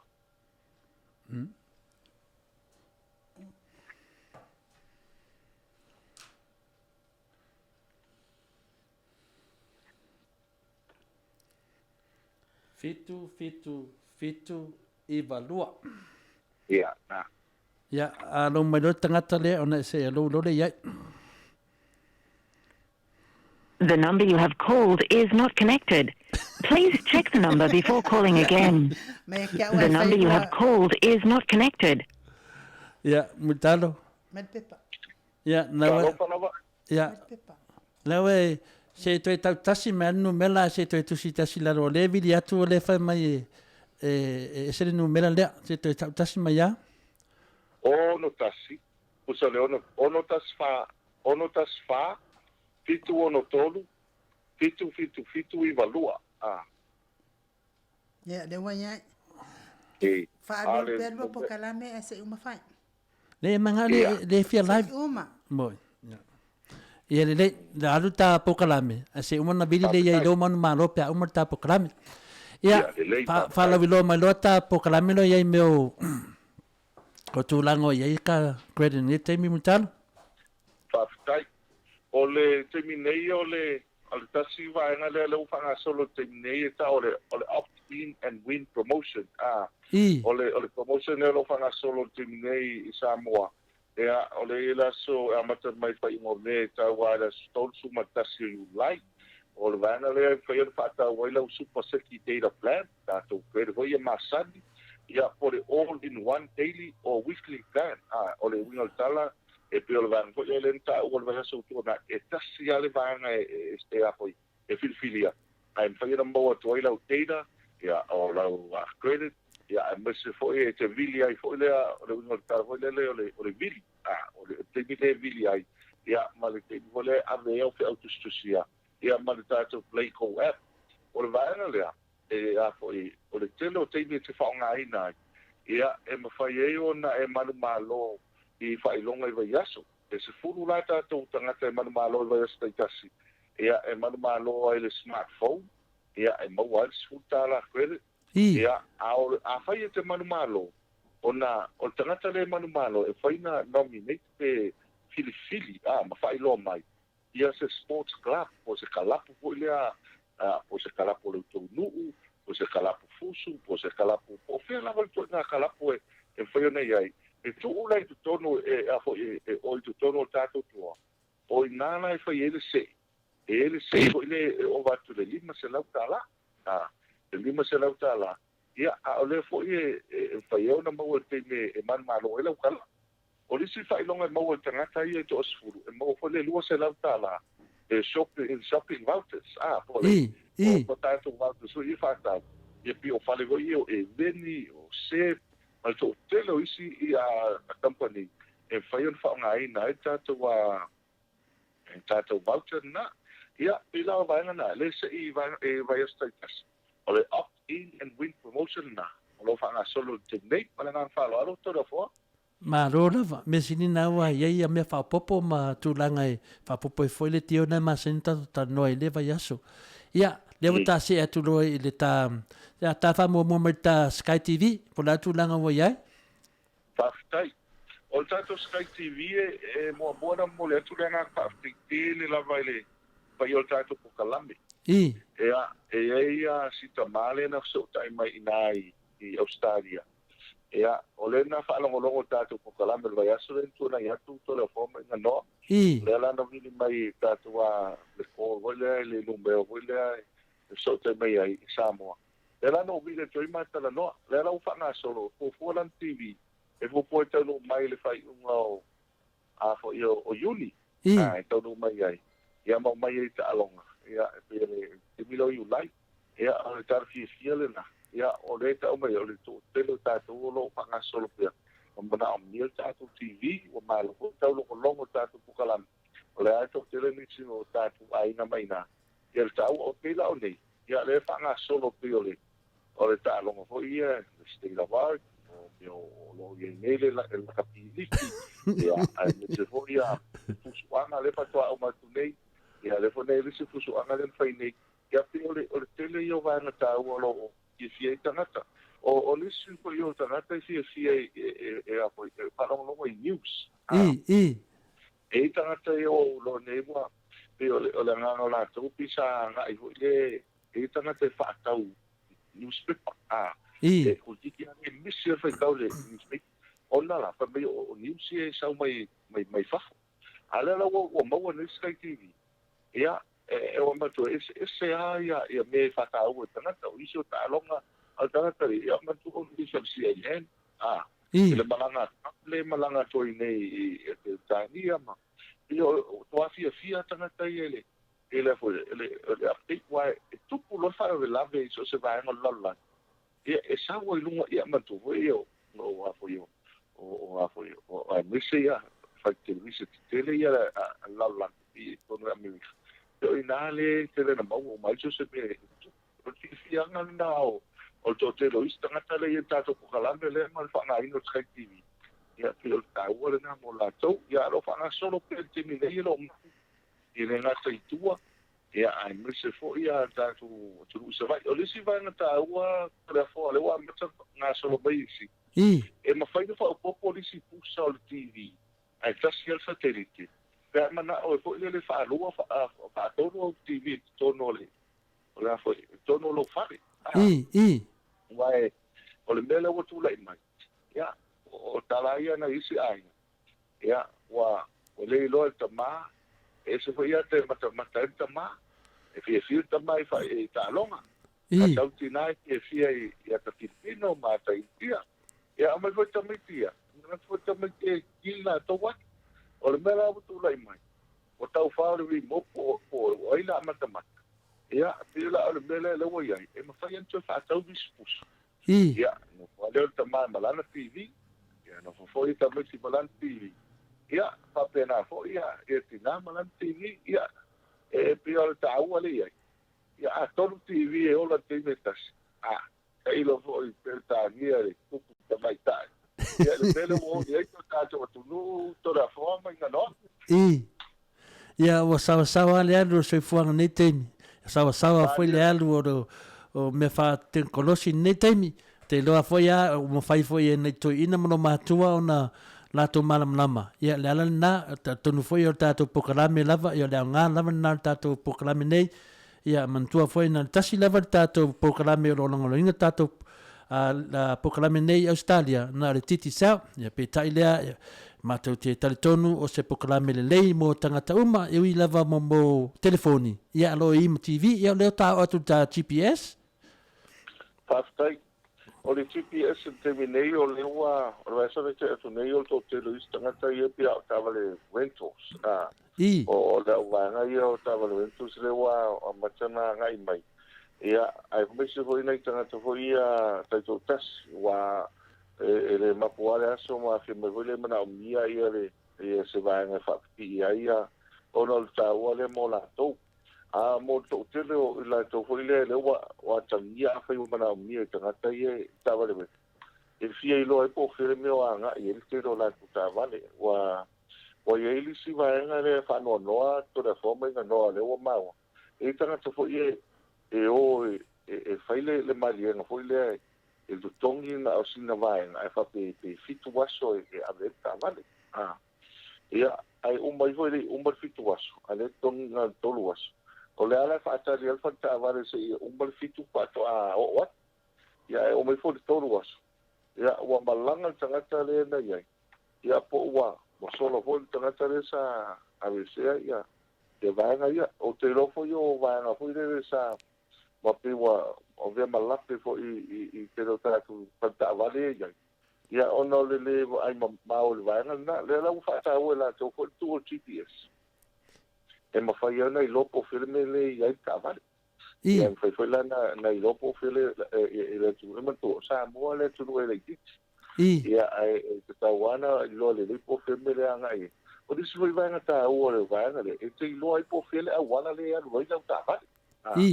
se la le va ta o fifia isi tanga te taito tas alai no mai o ta vale fo a eva ia tu a wala la ya loi o le wala te loi le o ia ta vale fa fonga ga tu ia a fa o le ta vale e te tauna anga ia se piki apu bawalo ia eva ia to la ta vale bawala lo le o la ya lu kale ia foi ise a wala foi le tel fe ngai ia lo no o fa ta tala le menna wa priori kasi le va nga tawa ia ngai perka ko TPS e pi e tau longo ia tonu e foi fa o tau longo ale tu por fa ku tua ia pe la ngana le mai le nei FIAFI to la forma nga no le nei wa fa so ma tu langa ne no la tu desfalta vale na tatou na Samoa ia sa masanya mai la ta vale ia mamai fu ai fu le aso moa no te to anga la vai e te tong ia te lewa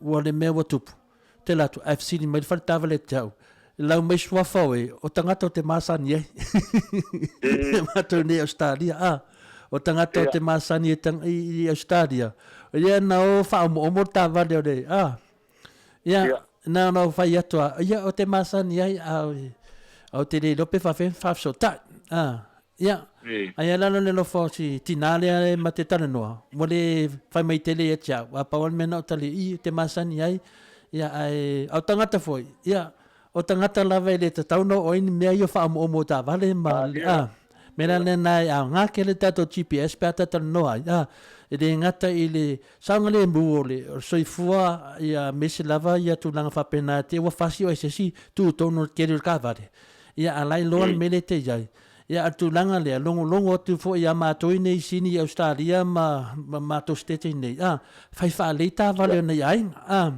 wa ana ma fai tau tala me ta vale ia na pe ia le asini le na sa wele ta la vale tu spa ia ma to alo da la asini e se fenalo na wa no vinga o tele ta vale ma salo la turole se tangi ta vale wa ta tele ro tangi ta vale e tangi ia no tu langa na wa fata mo ta vale ia wala le te tauna re ta vale ia ona fa pe o le ta vale rent E le fo i te whaasoa tu fo i au whaafonga mane maru le atunu.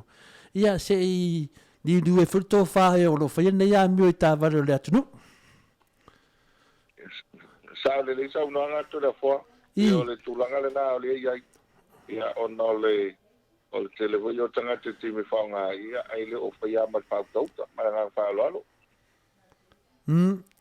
Ia, leo tasi e tu loi tawanga muni muni. A nisi meo iai, a mesi meo loi whaalawi loa i tātou whaaloa loa titi sao. Paftai, o tasi luaenga o te loa sa i mosi si vaenga o tātou POLOKALAME o le ufanga solo le mātou system pou lea o le HPPX o le PAPX o lea mo telefoni. Le ufanga ai le internet e mwhailo so tai ai. O tasi nā vaenga tā o leo tō te lea nisi. E mwhaiona vili fua mai ai liste telefoni. Ia e sign up le mu tātou plans. O le tātou whaleoloa i whaleolo. Tātou whaleoloa i whaleolo. E ATUNU'U lo le arrival. Ia li tūtau matau le nā iai tātou whaleoloa. Ia e mwhaiona ona iai. E ia tātou telefoni le whangasolo le TAIMI. E fitu iwa tā la na e foi e alo tātou wau i smartphone. Ai mo fua le sfulu gigabyte the free data mo le farmacina e vat fua foi la marsiki sim pe vola na mo fa le olo ATUNU'U o lo e vol tato au katao la e wan iva tala mo fua fo le seki sim ia ai sfulu fo gigabyte mo le farmacina e lo le tasile va na taua ia mo tato ai fa ye te fatawina ia se ia pe o tato telefoni le Samsung so telefoni a Samsung te fatawina. E mo fua le 64 gigabyte o le SD card, le card voi le tātou le whaiona, ia, ona tuwa i tolu te wata mai siwa. Pe ona i whaalauloa na e whaiona maua i whaleolo pe ATUNU'U mai. Ia, whapena fui tātou au kata o le mai whai, le me fui le whaangai internet. Ia, e mo fui le fitu iwa tāla. Ia, malanga whaaloa, pe o le telo vaenga, ATUNU'U le whaleolo. Ia, pe sili lo tātou official na, wai le iloa e tofu wale aso ma te tātou promotions. O le mātou na lo ta inga le iai, o le malanga fua le waalele, le tau ngofi. Top up mai na, le luas futa ala, pe sili atu. Ia, maua tātou se iwa yaso te itasi. Ia, maua le wanoa e manu maroi ma malanga mai. Ia, o le tātou le malanga whalo, alto le fua ma inga noa.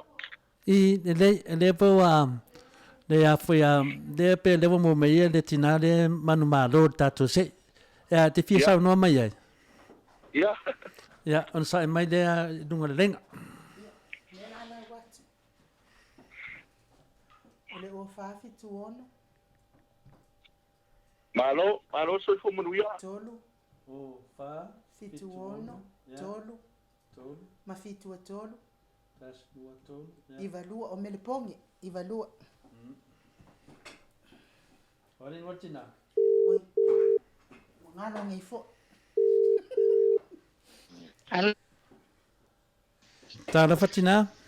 Malo soi fo mamalangi mama e sunga. Ya, le lo sa no male la sa no tu multaro le suel tato titi sa mai o Samoa. O ele o fa manuine ele vale le sa multaro ia na fitalai mai o fa fonga tu tina nei melpone. Okay, sai. Malo soi fo manuia tina. Sei fo mania le sunga. Ia, o lewa maua mai ia tātou south. Ia, o lau sunga lewa manu malo e tātou tiki. E malanga fua mai Australia i Samoa. O whaftai. O mai le lima sfuta la. Ina tātou numero le fitu lo tolu lima fitu pa lima. Ia. Dela ala ave e mātou le credit. I nei te lau tāla. O oe lewa manu malo. Ia fat. Ele nei ai anga tonu manu o vesili. Ia. Ele sua fortina o fe foi no i Samoa nei, maranga falo. O i vonga seko a o fale la tai lo ngu. Okay. Ia, fa tai vonga le sini lewa fa fonga tu le tu na fo e fa fonga tu le fiwa. Va se le fiwa telefone ina no ta to office fa sala lau. Ia, ko lo o ba su ta tu tu. Ila ngang FIAFIA pe la ngang lava le ma tu tau lo ta o top up le lus futa la pe sili atu. Ila lava ma pa lo O te whaatai lava. E whaongana lau tiki. E uma, o toi so tai ato mātou official na ina. Ia. E a po i whaamanino po a whea le aso i tiki malanga ai. Okay. Ia o lau tiki. E Ia. te malanga mai, i le vale nei o iuni e tau e a te sema. Oh, thank you. Whaatai lava. E a po i te malanga mai ai. Ia o teini a vanore na, ia a mese fo le route sa wailau lau flight. Ia na malanga mai ole Samoa. Ia e man tua tau longo a ina. E top up ai vai status. Ele i longo se i ole nei vai aso i longa. Ia. Foi eto e malo. Eto e mo foi deo. Dise o tiki maranga whalo alo i longa. Whaatai ia. Whaatai lava le sunga. A wasu wa o FIAFIA o mo lo tiko ke travel kwai Samoa. A whaatai lava ia. Mangia le tua le FIAFIA. Ia walele ia pa soifua. Ia soifua ia ivonga pa tai lava mo tani mo tato telefoni soifua ia. Ia pa tai lava soifua. Soifua. Tosfulu male tolu tosfulu male fitu minute ona tali o le itu live alu ia na woto faafonga mai i le tato. Maftanga multa. Wa umal fa umal lo maftanga multa. Nia. Nia sa no fa umal lo maftanga. O sai mai. Multalo. Talo fala talenga multalo. Tosfulu male una minute ona tale o le itu lai malu ia nato fa fonga mai fo I fa tal noina ia male tasi fo yo tinawa fa mania ina. Ia le multalo ia Bodne vanoi mo mai o lo faanga ia me sili le fa fonga tina ma le fa fonga fo le maru tinu ai fa pe ai na le faila tato POLOKALAME ia ai le malo ia tele tato malo ia le wa mata ia ivona le fainga fo ai le malo lo numela ia e tau no sa ma multalo pe fitalet fo e fala ro tu lang ane tu la ia mo le tu le vano ma le fa ia ma suia linga no ma tato POLOKALAME sini Australia nei mo le tu le nga fa fo ia wala fo fa pena ona ma na ia tato ma ftanga ma le maru le ATUNU'U ia e le vano fo te manatu ia fongia le tua ia fa mo manga fo le vai aso fo ia matou e aso marolo taiao matou la whanau ale queen kaiao matou ia te tautonu ia matou ma te marolo au tau sa marolo le vai aso le tatou sisi ngā fua ia taiao whaifui matou talonga masani ia whangia le tua ia au nanga lo whengai ma lo whatalenga mutalo ia me se foi lo pui lava I le tala leia le tua me se lo pui la ona le tua ma tatou e kalesia I whātu ia to whinga le whawhai le tusi lo e ngalue ai ia me se foi le tō awari tatou le whare vai maunga e lo e whapenanga ngalue ai nei tu la ia mun me eu whamawanga ma tatou whātu whai loa Whawhitai tele atu le forma I ngā noa e le to ia fo isi se matala langa o le ngā fia ma le ngā mbembe ia pe au tala leo mali pe upu fai le alo tu ya tua o le ngā fia ma le ngā whawhitai o leo a pena manino I lau saunanga o leo tali ale o tali mai tinalea ina isi le fino tātou tunu e le ai e sa o le saunanga e le o tātou POLOKALAME lea o se fianga tele lea a fai e whalongolongo atu mai fia o si tira leo maua le vanoa so ap o skutala pe silia maua leo le vanoa e te malanga mai ai a lau whawhitai tele whawhitai si o tātou tunu mo le langolango o tātou POLOKALAME ai o tele se luatu to le forma inga noa lau lua POLOKALAME tātou le tio o le to tele nei tangata ia vidi mai Samoa ia ma so tai mai lungo tu sa matato POLOKALAME o le mo le to whaftai tele to lua vase lua o le to tele tangata o tātou tunu o le o mau whaamnuianga ia ona ta o le o nanga tātou ofisa ia o le matou talo le tua ia mau au manatu mau tele to pa mai le tua e lau fionga tapa u fasina ai me se foi le fionga tau sala tau tu ai se tatu tu no man we foi fai vam tiu le ne vai aso tatu to sta pa ile vai aso man we foi aso malo o taiao ia se au tiu te ia al matu tartalatu le malanga pa lo e manu ia tele ia se au manga luego le ne vai aso ia foi ia mutalo foi mutalo 2BACR local community information. Attending roadside incidents is risky business, But new laws now make it safer. Flashing lights on a stationary incident response vehicle mean approaching vehicles must slow down, move over, and pass at no more than 40 kilometres per hour. Let's look after those who look after us. For Bankstown and Auburn, 100.9 2BACR. Leo tulai mai tato taimi to e 15 minuti na tale le tulai vatu.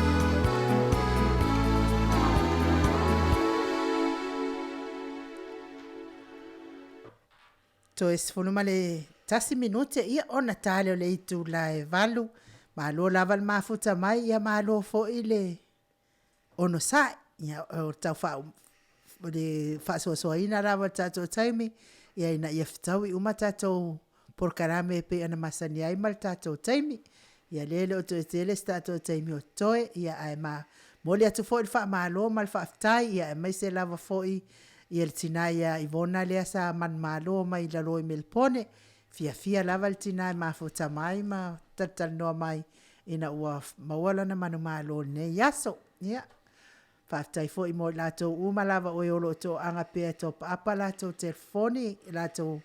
telefoni titi sali Samoa ia o lau fo i top up i Samoa ia pol tului fo i lau paleni Samoa ia o lau lava fo i na lango mai tato POLOKALAME le tato POLOKALAME nei Maota Samoa Viiga o le Atua mo le Atua le whaaftaitele ia wha malulu fo i pe a whai lava i le ilaki tātou ia mantua fo i whai mei le stoi ina nai le mua umanu. Ora koe i ngā to le fua le nā le ave le si i mariu. Ia o to ina la o te mua le wano to. E ave se mea whapea o ia ono to ngao vo i la o le kalesia. Ia o halu nei la to ina was malowo o te mi whai lau ngal to i. Ia wa ke i le walongolongo ma le kalesia whapea to. Ia o te tonu e le mua o mani maa. Si on mani. Ya, e kusala ma le koe inga le nga ave se kasi o whamakara upu wa, se kasi o whamakara upu ngei singi. Ave dore koe inga e whamakara. O whainga la le singa koe inga. Whainga le singa inga noa. Waleanga, kaudeanga, whaunga koe inga. Ya, whaiakula si kaulele alea. Ya, po si a whionga lea e a whaiarifisiri. Ia makaulia rewa e mai mea whinga le mai le auti e kākou. Ia ka mai o le a, o le e, ia ilo aku lai no vai. Ia whai mai lor kala le whionga lea. Si lau tama. Ia whai mai parangi. Lani mea lai kumwha mai. Kiki la kuruko inga o le a, mai. Ia, o le a. Ia, whai mai ia le whamkala upu. Ia, o le e, ia, whapengara ia. Kiki lo aku, ia, vai aku. O kikilo aku o le e ia me ko inga ane ia kikilo ko inga fa me fam kalup o le e ia fa pe mo fo le kala le al fam kalup pa o le i ia sa ro sm ka kusina bo o me fa kadi bo lo tamal me la le ka kusila kan ro ko inga se ilanga maka solo ko ku kikilo ko inga ko ka ve ko se me maka ko solo ko ku ele mangingo vai ko inga ko kangro ko inga se mbaka soro somo kuno solo somo de o maka ko inga kuno fa fonga ngale nua o malonga solo ko ku lo ki kilo ko inga familiar ko inga fam karupu se famore ngale fe e al mero ke ole mera watu pa ele le war ko inga ka ole me venga le r ole ro le le ko inga ka fa makala ole ro e mo ko le foi o he ka ro me nga se ka ko ele le ko inga la lo ki kilo ko inga le lo fa mero ko inga se fa mo le fo ngale fe e al ke lo ole mera nga mo lo ko inga ele mo o mangi va quiero sirin ka mo kunga o va foi lo ka pe Angi ko sa ming yo fa sa boa. Mangkali for ka fsili den kur ba yaso le na se ko fe mal ofsili. Ia ole angala ofsili to le fo. Po le asa so ani e tau fo ia ile me le o le vava o ma vevesi fatau. Vevesi o fatau fa le anga ia tau fainga na ia inga. Ia po tau fainga fo ia na inu. Ia pensa fo ia kalesia po le ala vale le mal matango fio o ia fa moi ai ha o lo I fatau pi fa le anga la val fatau le aso so ani ina ia awai ta fa titi ai le me o vesi el fatau to le fo ta sidina le umantar Yo, ele nei no fa pu fa pe da ta no foi no mato foi no da ta no ai mele o tu mompuli tu amala to ai ngale tai male va fonti tu lo level fa fonga ta to motu me sai ale fa ina level ta to motu me sai ta no pe ta to motu le por mo sa vai ina fa tu langa le ta to atunu a ve se ir fenga toi a mai fenga fo o fa tu langa le la fe slo onu lua inga malato tama fo I malato inga langa la no tonga fa matala melia so soani ele fina unga le fai nei wa le sia fina wo peia o yama Samoa wa ngalo atore pa yama maru le tunu ai si le fa vai o Samoa ele to fa vai Samoa fa pe tolin tu mo pe fin tu mo le wo man mai tu mo ma pule la le ta wala ainga mo tata no ya inga ainga tu e fu mala unga le ma na mal fai la unga I ainga Te lo fai launga, ele lo ainga i nofo. Nana tawa sa tuala, matuale malam lam fai launga po ai sa tuala. Po ai le taulangi, po ai sa tu mafono. Tuale malam ma, po ai sa finunu va, po ai sa valas. Mena le kai me to tono o fatau. O le malam sisi fa opunga.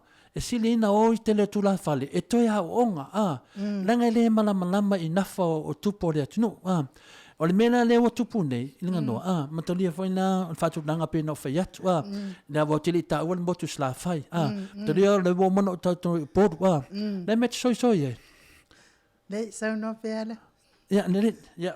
O matalia foi o tumbua, fasingo ya lufi menga, i tu au malataua, i o mea ia wha maletua, i fale ata ma whenga, malalataua o sa fata, le whana a ingaritai o manono ma porima, ma le waa fonti, fale apuna mwhangaloa, i tusi unga le tato motu, e ono leito to o ia, le fai me isi e lima, e ono, la lang fai me e lima, o le mana malama, o le whanonga fuai tala, alo sue, pe fia to, tato watu dole i savai, e ono to savai, matalia o to sa fotu la fai, i o le malai o fui fatu, i o to o sale aula, o le malai o vai tutu, o le to o i palauli, o le malai vai loa, o le to o i sa fotu, o le malai finau, o le to o i sapaitea, o le malai faritoi, ia mai to i finale vai singano, pale fia ma le fale sla fai, o le mea fea tue, ia malama tu la fale, i mea umaia, e tato le iotono le karesia, ma taulia la,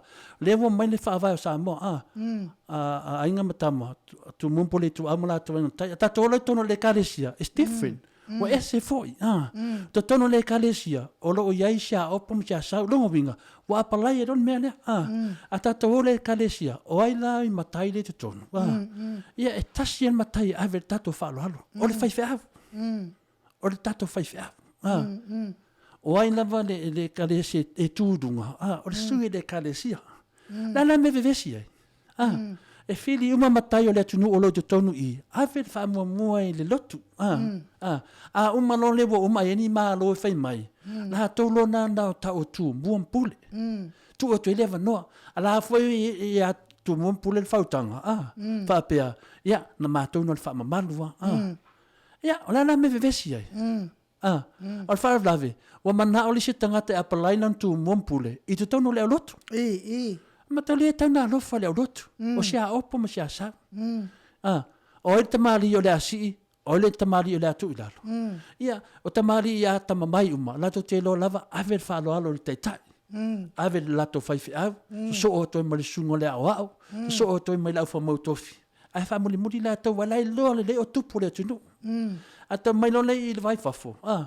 Mela le te lofa i se karesia, wa atu nei fafo. Tu muampule. Apalai atu la o le rumenga nei, o lufi nei, o du sa mau nei, o la tau tupu nei. Ia, e la kamaile au e le kanka pe whapenga ke whais, me whapenga i Samoa. A le tupu ni atu nuri tatou. Tu sa la o le talina lo fisiri. A onga. O te ru ia, o ia onga. Awa le matai loa, fiosolo nunga launga. A le au singa mea. Wa a au la singa mea, ia manama, o malora upo le lotu, o malo upo le whaife au, o malo upo tu lango le palupulipo le karesia. Ia li liu malo lote upo to ina i tonu. Ia lote atu lo upo to ina i tonu e te li lo tau talai. Ia la me te tu e whailunga le tu se matai e tamai. Ia le whasamona. Malo. Uma whaatatia tato tua. E le ia ma sesi o misi. E sesi o misi do whafonga. Lea. E nena vea mai a kona e wha, oia sa vai puleonu sa la whai, le ea ma sesi o misi. Nena i te leo ta ofi whapea mai, e toru tu mua, e lua tu mua, e le ei tato wo i mea umana, e whata ma ainga, e wha fo i tō tō. O le ainga taima le waa fonti, o mea wha popona to le fonti, i le wawainga muli ale to fingo Samoa. Tau mai. Malo wha. A le wha lava lea, tu ia Atua. Tu ia anga. Mali e toa e lua. Vai tamaswari. Tu i ngā tu i tele. Dale tu ia Atua. Ma tu ia anga. Tama ainga le nei. Mali e toa. Tu mili whanu. Ta afa. Tu pua. Ia. A ainga tama ia. Ai lona e tele ainga i tama lea. Ia, no winga o eri sia ngai lalo if. Ia, kia do fai meka ku fe alfa mo mo. Mama namo le fenga le sofa inga le me lang me vesi. To mo tare lo fiti. Ia, malo fa ftai tele la velo fionga te pa fa sina mo le toi fa langa le sa o a fa le wina le malo le ATUNU'U e fa wa nei ia le fa o mai no tale fasili ia ma faida o ma tale fasili. Ja, 15. E te lere tali no, a le fa pupu o ton tato TAIMI. A te lere tali, ma e mawhanei a tau sa vai. Ia, ma tau lia lai, le ni pāpai sa vai. Na o lato wau, e ni pāpai sa vai. E neo whai tato malo, wa avele au i le au ma manu al malo. O le to tau an tupu. O le tau an iau tu ya tua por tu ya anga. Tasi siran tau au ma manu al malo. Au fia mai a tato. Vai le sepo poto tato tua a. Me mo le file mu. Le tu tau vio se ao se a. I rau vai nei mo me tu ya tua. Ia ele se matai. Ia lo fa matai is. O tu ya anga. Ia ele se matai. O le papa. Ia o le fa lo. O tu ya tua tu se e te mata afaloa. O atu nonia le tu malo. Fa e tu ya o le upu. Tu ya tua. O le papa la mena. Papa. Pape na foi la. I bele no fe atu vai. O ala me la fa e pe fa matai ses. O fa ele. Me la na finga tal fa Samoa. Se usi de sila. Wa afa pela e tate mata afa, for example. E mo mana na avele tu ya tu ses. Yo ala tu ya tu le mata i vole semia. Le fe. Me o man fe ne tu ina. Ha ma malu malu. Malo. Alo fa ftai tele la fionga ta pa fasina mo le foi toi fa la wai tele ina foi tatum ta upu pe on tatia mai fa o mai nevas in neva yas mo le toi fa ftai foi o le tali fasili e o malia foi la fasili ya tatonu pe se o le vai yas toi fa foi le fasili le o mantua ya e ta lo ta mo tunga afa pe a tu samalo finanga. Ia nei, tau tam tunga afa. Tau tō nāse o le mawhawhau tau ta tongi o whasiti. Pei asi no ngonga o whasiti lau whenga tau sara. Mo le atua fo le whaftai mal wha malo o le YFC mai pona al mea ingo waka. O te ata o te otala. Te otala lea ma tau si fo i asia lea sa le e tusi mai e le mo umani. E le mo umani ma. Ia lo fatele atu whaftai lava lango mai te otala. Ia. Mai se fo ia lo tau si asia ia fa pe fo no fo halo ia ai no mai ala fionga le tapa fa sina mo tunga apa pa la faita tatus faita o fa ia si mai ole fa ka ku singe vai aso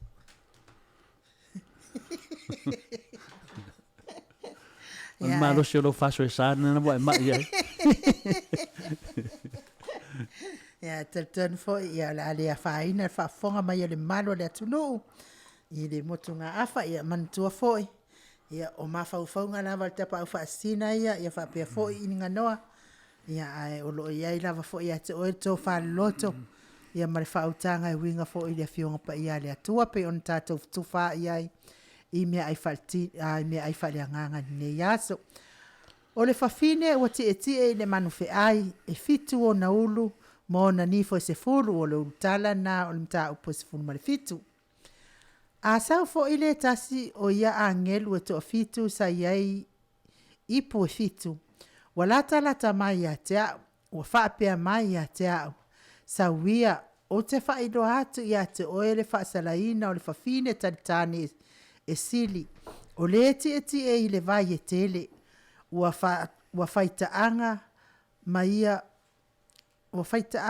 ia o tupo le lalolangi.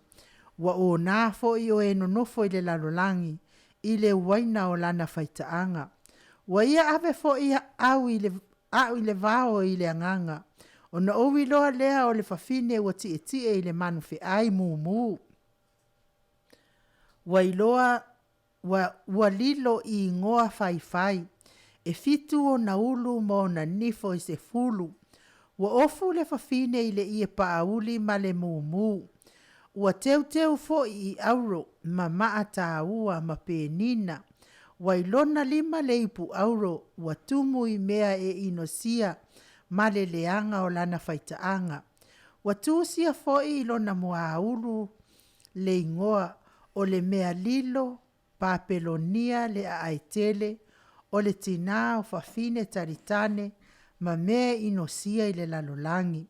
Na owilo fo i le fafine wa o nā i le toto o le aupaia ma le toto o e na morimau ia Yesu. Wa owilo atu ia te ia o na o matua ofo te le ai lea. O na whai mai ai leo le angelu ia te au. Se ale mea ua e ofo ai. O te tau atu ia te oe le winga lilo le fafine. Ma le manu fe ai ua ia te e ai.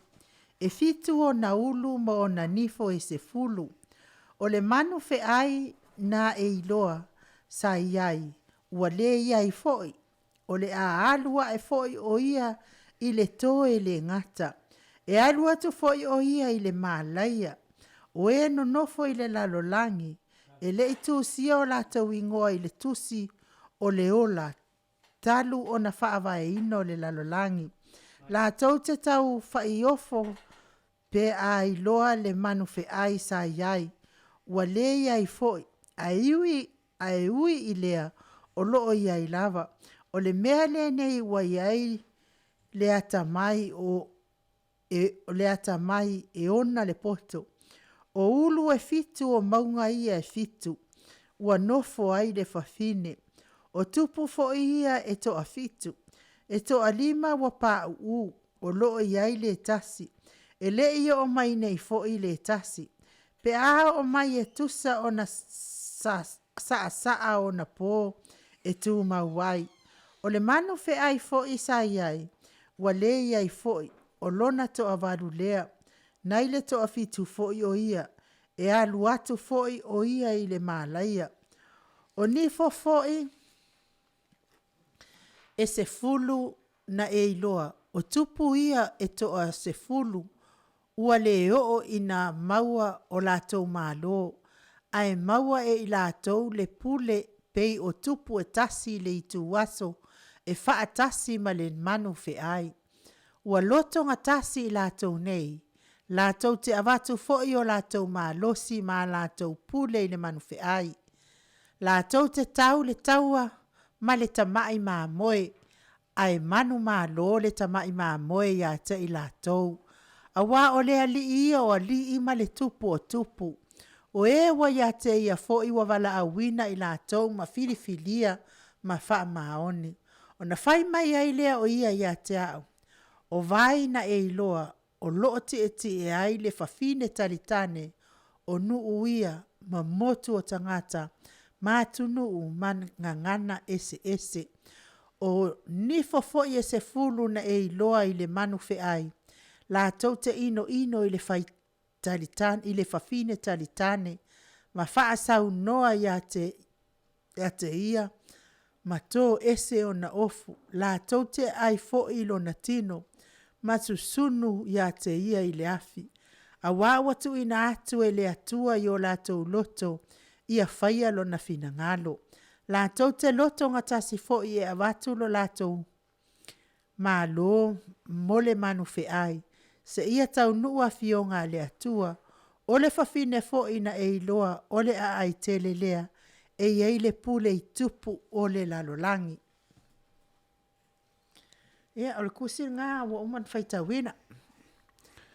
Ia, o le ifamtala ina tusi, ia tāmes tatou pese se ito vai fo i whaita wina tusi, ia ntu atu loa le la fionga, le tapa au whaasina, ia awa le famtala ina, o le tatou mta upu e pei ona iai.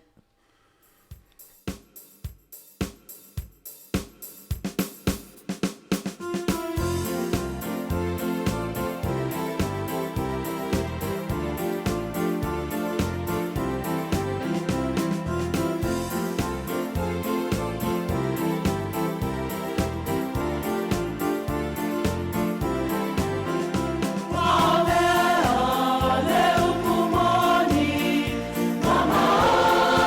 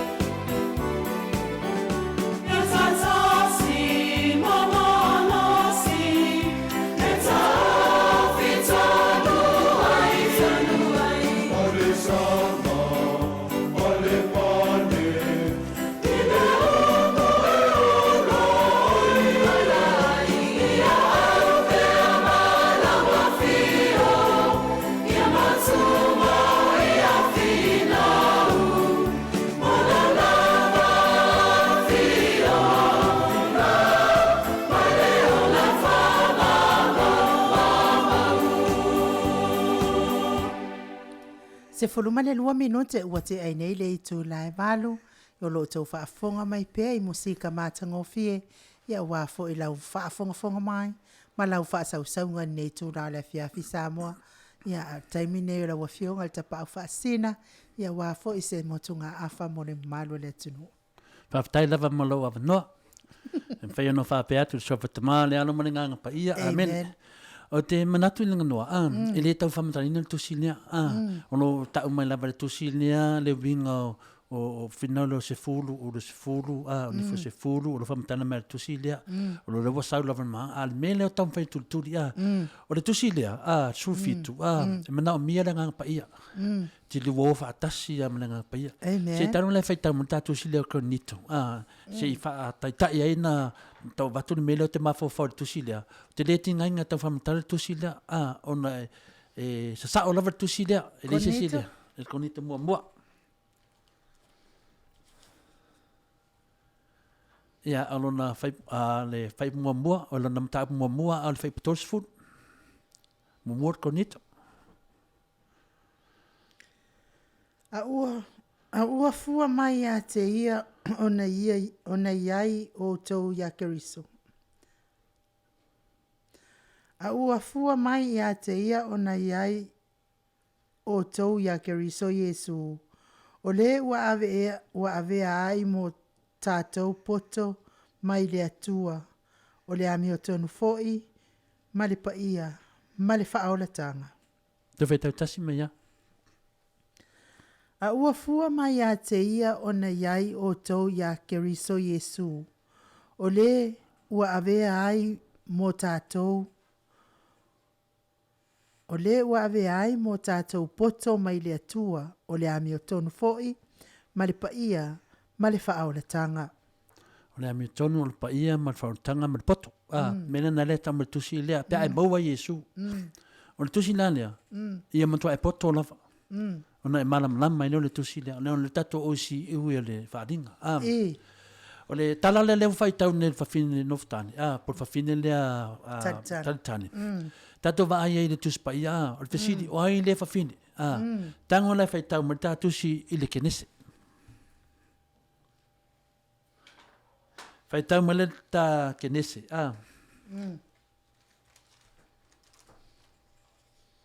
Kenese fia? Ia kenese lena ta watu. Kenese sifuru. Fai upo e walu se o sifuru. Fai tau male kenese na. Ona malama lo le whafonga. Poi tonua le whawhine talitani le tato te talano iai.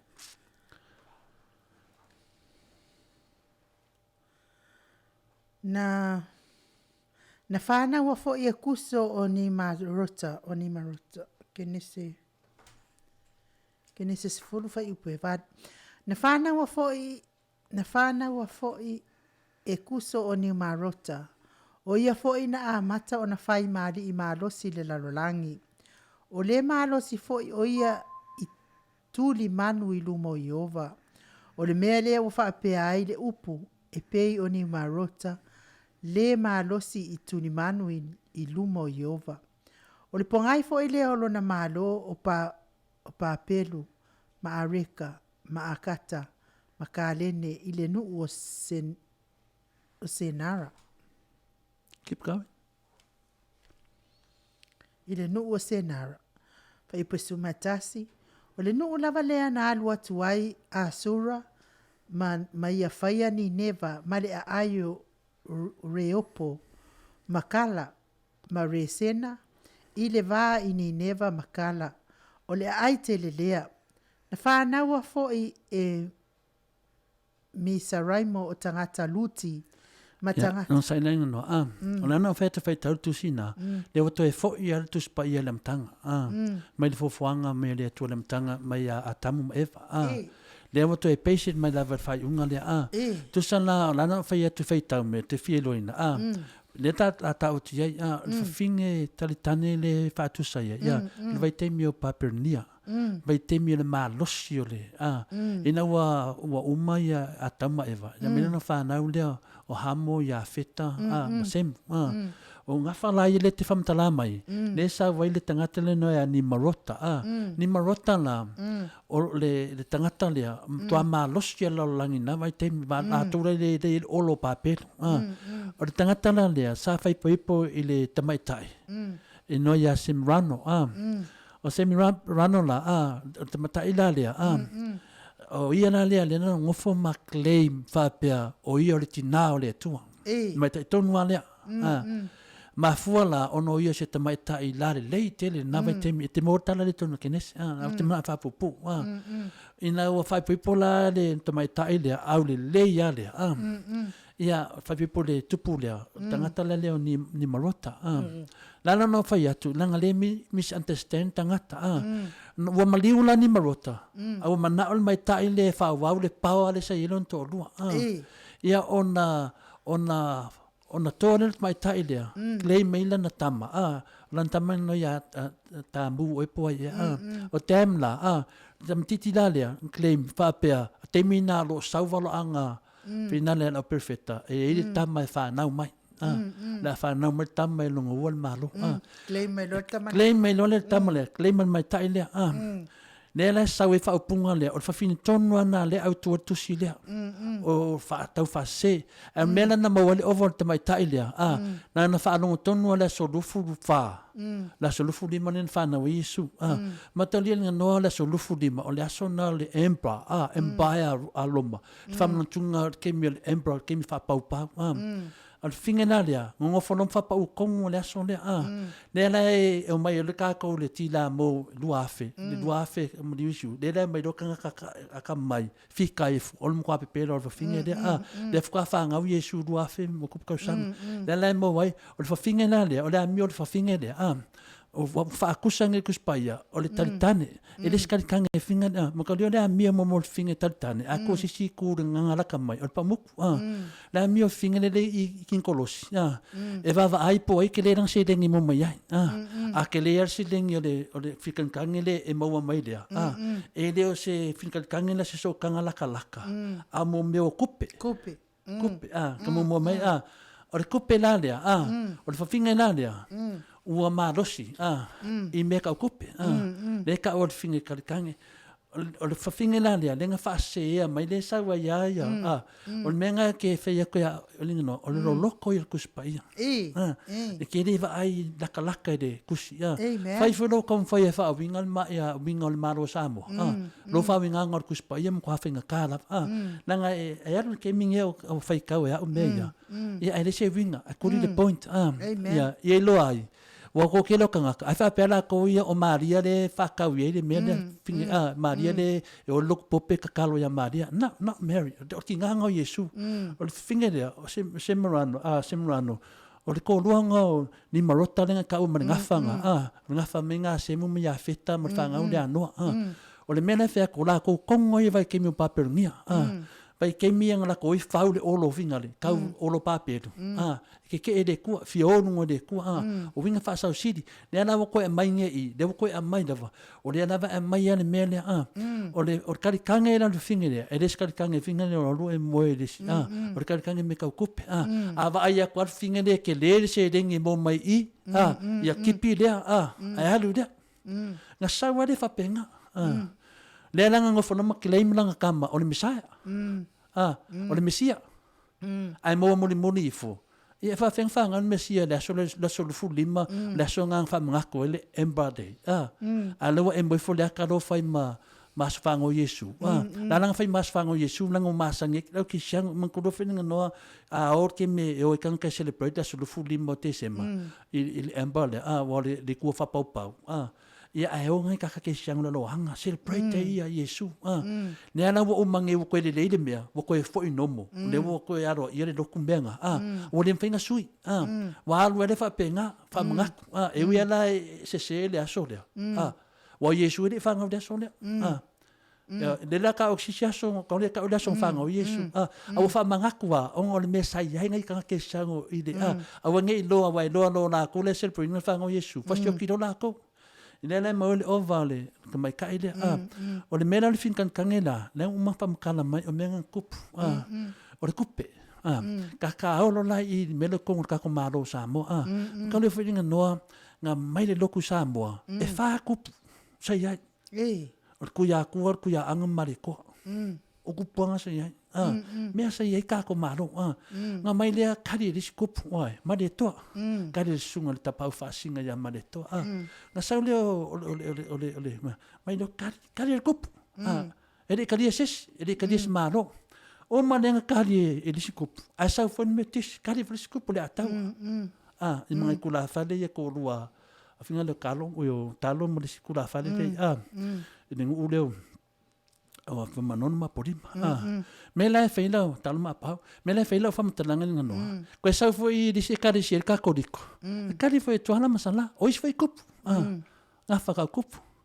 Le mele fe lo matalanga o mai ale tato malo na te mi le afe par se lautor funta no malot ka se manga ia mai pa langi fai winga fa akopu wa halu wa manga loku sawa loku o malo le afe va se lau wongos malu o fa vai lo le malo se le mal me na sa o mara ka ko malo ve ki me ka afa kai kup ma maru kup suya ma maru kup pinga le hao so lua kupu se lua o mare koa ma kupu o yo la ua e oki mua pe mali mua ya pa wau desi kupu ya maka afa o desi kupu ya o ia le sa vem pale mia o desi kupu ko miri fango sa fai masu yau mesa ye kancho ma kupu ka ko kumu inga wa sui ke mia vai o kupu la efi ya ngala o mai lo fa nga malo wo mai kama se kong o mera leo maingi o maingi ka ngaka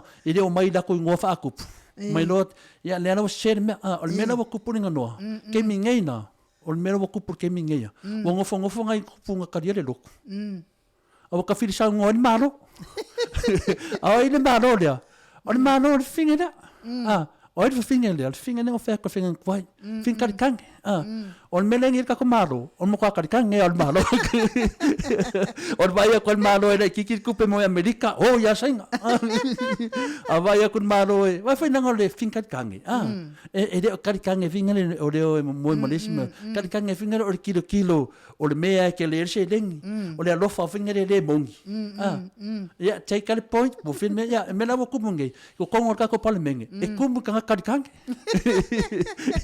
o le mea mo o le mea o soinga me le alu I lungo le prosita e mai le tu le sa fa ye mare tu ma le makanga lok la fa tu ro fam talang mai no palangi mai o loke lo ka ma se sere me tato e ka le singa no au ke fe mai aka nanga aka o poloka le mangel me lo ke ma foi fam kana le no mai lo ka mai fa ka ko malo le lo le lok mai anga le lok le se malo mangua ka ke ku mawai la lo papa ye fa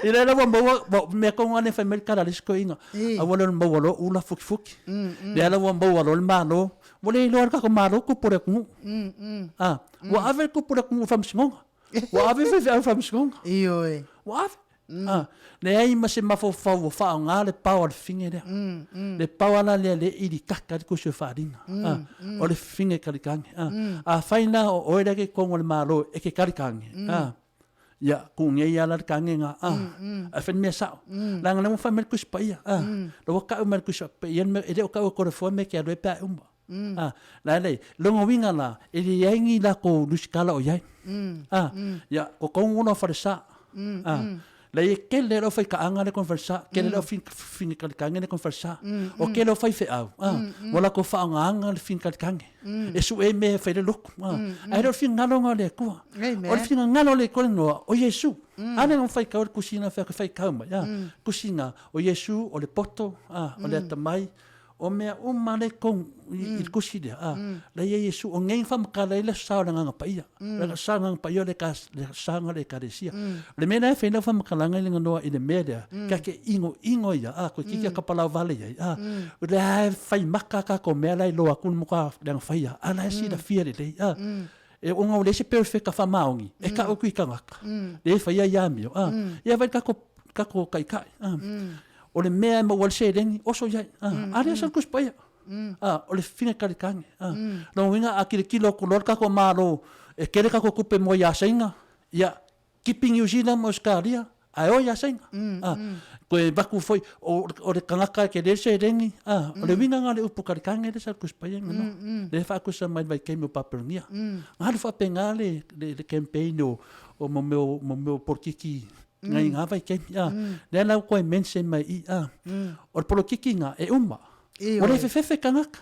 Nana koe fa foi no kala i le ngu wa. Akali male ko loku la mosa. Kali la ka wole loku wa metis. Nga kali e finga le kwala masala loku pope.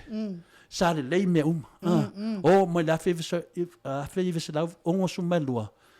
Ma maru male ko disi kupu. Ma maru kupua. Su yao yam komili fangu. Pale mia maka afa. O kupo le kumu. Sau lalo i fingare i ngawai kem. Leisi ming whare kong. Le ke mi mua le nga whape ai i a fingare o kai au o le asengi e kako le malo Samoa i lalo le United Nations. Ka o kolo ya maka afa. Menga le mkau kia ya maka afa ma reko kaka le maka afa. Whamai kara maka afa. O lea le whamai ia. Mai loku nga maka afa. O lea mai kai au asengi e kako le United Nations kako i lalo. O lor kara maka afa sa whai le lau i loa e o mali keminge. O le vale le mua e avere sui le United Nations whafoi.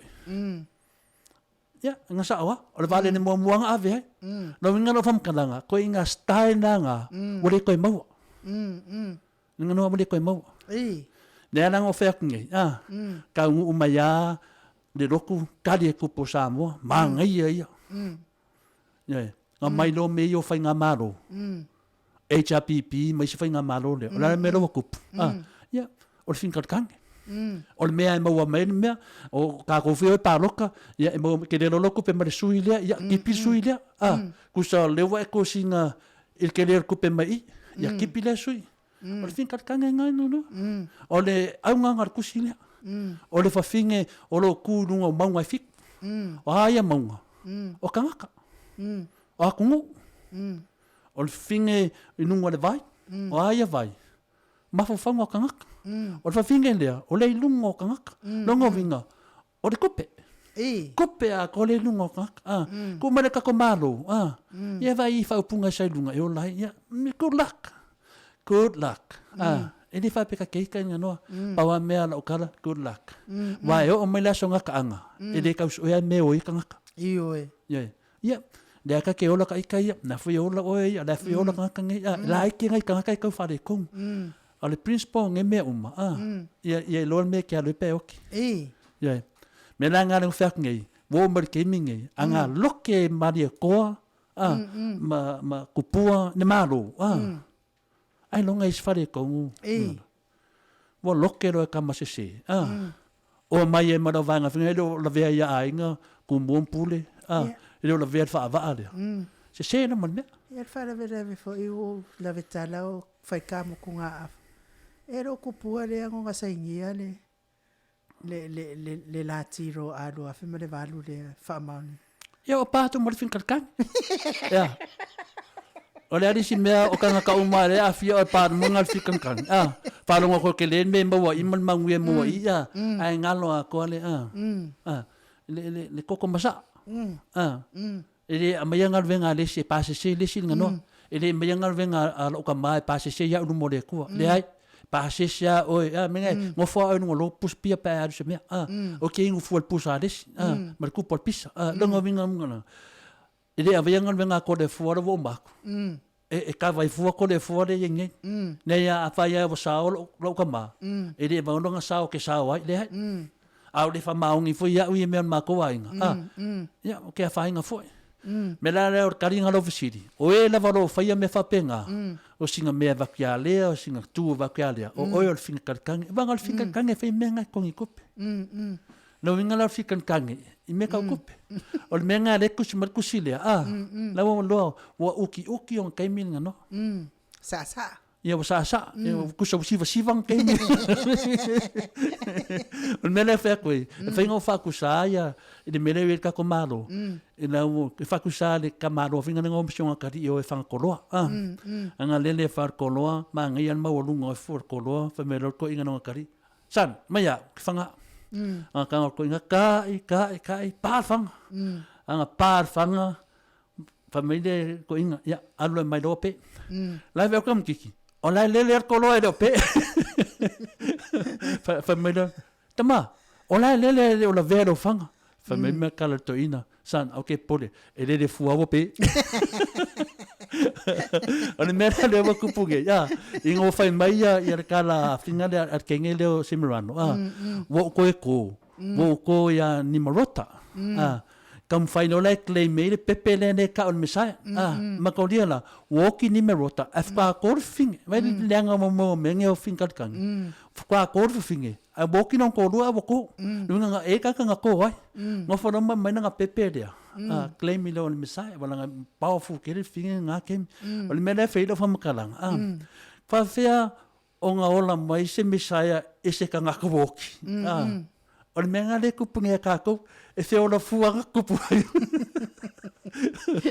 o kupu mai o mangi finge ka ke kupu ka ko sabua e ka nga ko feoki yo mena dia ka kuanga a fai o kongoro e karesia lo yaingi e rengi finga ne kana ngoai mo me okupe a fai konga ba me kolis e karesia e sila ngano e fa sale pinko e karesia a fa kangal pinko le karesia wo fai da ko mafofonga wo menga de ko pungai wa lo fai au fai on mafofonga fa mai o me fai me de ku se de menga finga le ku fa mo o finga ngalo le ku o Yesu a mo lo sa kaulo a fia mana ke siango follow ya Yesu nga o Yesu e ke sao de langi ke de sao so fai fai nge me uma o me lava manga o kai e faule me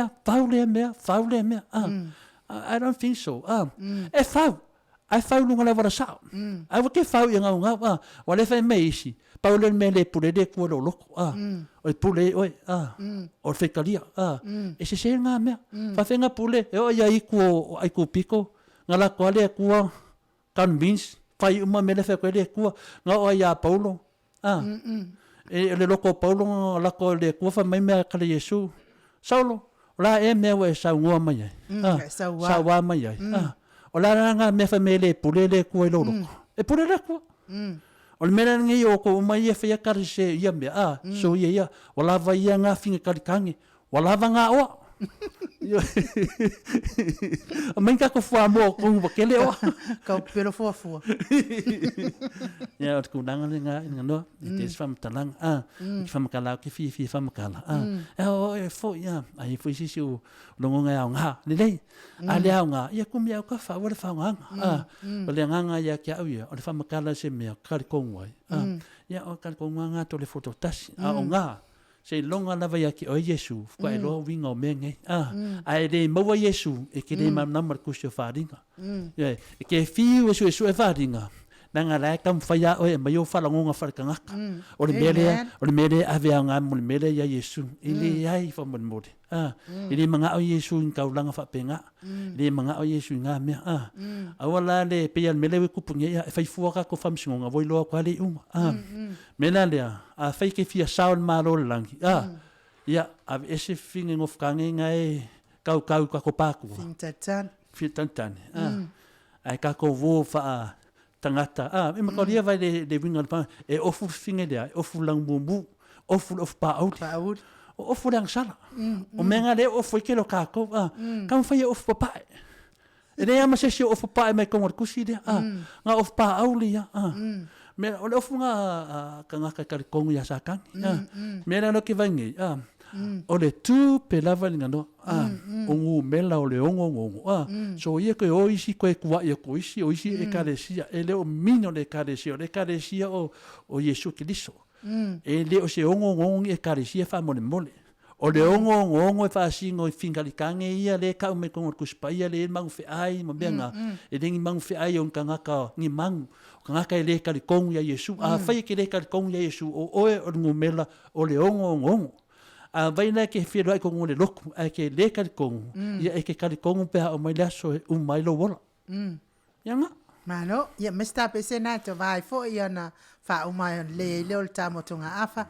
ia ai malo lava le mafuta mai Samoa ina wato e luas fo ma le fa minute o Natale o le tula iva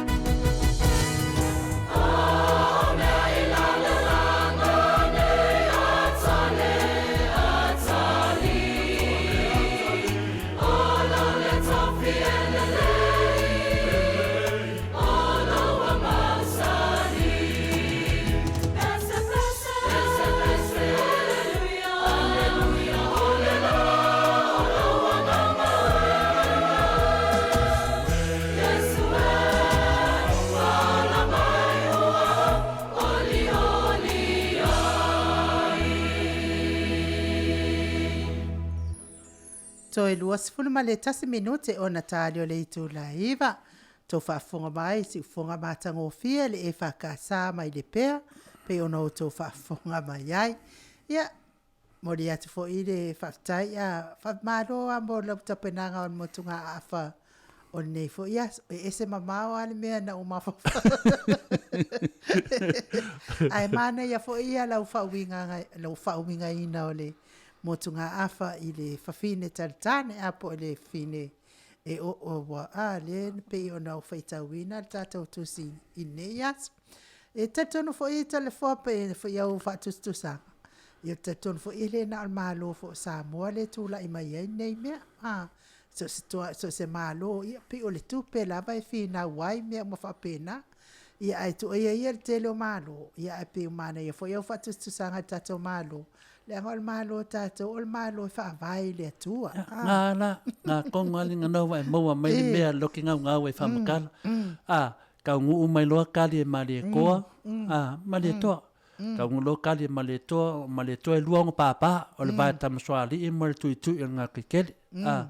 Ia lisi loku ngā kali e kuala masala. O le kuiaanga. Ngā whamaila le kuiaanga mai a kuiaanga kamalangi. So longa kali e kuala kamalangi. Peo, so lo ma le malu fai ko anga ngo fuali, e so ko ma finguki me le ko avao e falsela, e so ko ma le lutuanu tele. Tau le fue, fa nga lo kama ye ko lu. Nga fa kup. Ola nga kup. Le sa wa ya menge.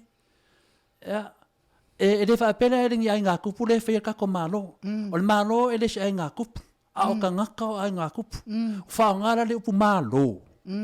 Ai nga ku ulu pumalo e wha ngā lako kamari anga. E kuku sa le mai si kupin ka lia loku. O mena wangi, o mai a lawhenenga o mea, o saure iku mai le vao, mauru whango oki re iku. E whaere maro sa mōwo i kako e karesia nga no. A leo sa maro kuri wafore karesia, ma ko kongi kou. O le karesia ka ngā whaere maro, ko kongi mai mengen. O ma kongo mua o mai nge. Vai no foi kongo meu kampangi nga doa. O kanka nga mua kampangi o la ko wanga mo fa mungyang. E muri uma ka kai muri ku kausanga i. O ase kampangi o ko sa kampangi fa ka e mes kampangi fo. E muri ya bodo vanga le a. O melengi o bo tia po me nga mau e fa ka sa nga mua o. O le lo. Anga mai o kamaya kilingi no makako. Le inka ko kup. Ja, lawai inga sing se diska ko kupu. Yo, ya ade kau kana diska ko kup. Awa maliu diska ko kup. Ala kau su ade si kup. Mena dia, ado foi ia kup por ka ko paman bode. O mai langar ko ilalo Samoa le voi ai. Eza o ilo ala ia le sainga. Walungi la le sainga fai poi po fu senga sen ko lua ya o ngele sa mo fai lak pisingi si sa mo e ka ko kungu de ka kala ngo inga ngi ma fa kuskus se tato ATUNU'U mana ya sa ya ya o mera o tu kai pela wa mi on al fingele le wa finteltane le o manato al saina ele o ia e ana el pepe le le wo ma elon to lu allo le sainga e faila le divorce lu mo le elum i o i famasingo o roku lu mo famasingo pa langi lang fa famasingo e wa vai mela e famasingo sai a pala kang ya le kinga sai e fa pero la ele o le si le famasingo pala ili sa ili kamado sai le hala vale mea ua e mga oi keke ama se o ko olua ia au le se o ko olua e ai fa mai ia re kali ale senga kamalo fa ia la kanga mai me no cap she no cap the baby cap how come kulanga la le e kusela takalo fa pene senga. How come the money come? And no baby come. Ia e malo lava whaftai lawa whionga tapa whasina. Sai fo iman motunga a whawhaleanganga nei aso. ia tawia ina ia longo maali e whaafonga anga Iova ia upu pei ona tala noa ina nei fiafi sile fia fo ia le atua na una ngoloto ma le anganga fia whaasoa peala na afionga ma fia tala i whaalawa i tele peala na afionga i tu sai fo i matapo kalame pe on ta FIAFIA iai sang whaman mia peale atua i lau fionga tapa au whaasina mfua inisi o mana tu stele nisi fina ngalo stele ia wala va fo i tautua ino le malo le ATUNU'U o lo fonga mai tu e wha ne ke lope ia mai se lava tatou ai nei sini Australia ai wo mantu ai la ia e ad pelo o mafofau mo manatu i di whaasoa fo elo fionga tapa au whaasina motunga afa aso au sauni e Yesu iona puapuanga ia e whaatonu a Yesu ia lana au so whaatali atu iso walu lunga le maunga talo so walu lunga le maunga talo ia pole almea na le whaase e atua ia Yesu i au tawhai talo ai ai se ika walu ai lunga le maunga talo ai o le nau ta inga o le fina ngalo Yesu e lata ai ia i lona tama o maunga ia o mea mawalulunga e lata ia e whatusanga fo ina o tangata mawalulunga o tatou malo o maunga a le leila maunga ia na e tafe mai e manuia mo tatou ia alfala velave o tatou ua manuia na o maunga ia alea e oki lava le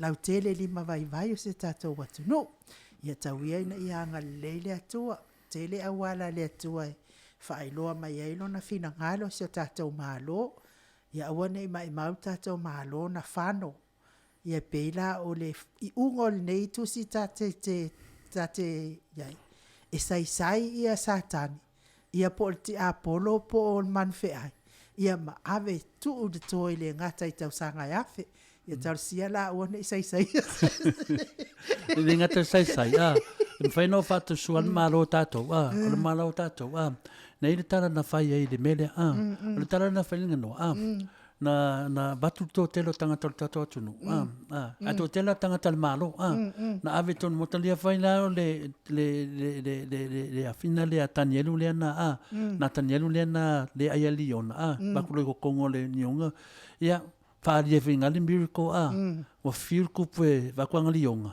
asa ngar kala o lo soi fuaia ma fai kau kusianga kanyele ma fai la kuma fkanga o le pawalanga le kua o bakulo kan kaka ko bakulo le mamalu me se kaka ko malo bakulo ku ko le pude bakulo ai ele yonga bakulo ai va mai lo mai shot o mama ai ele yonga ngai pawa me finga ele ai yonga ngola guku bakulo kupu o la me ole ai uma a family yonga o kanka Samoa ngola ko lo guku la vai kelsiago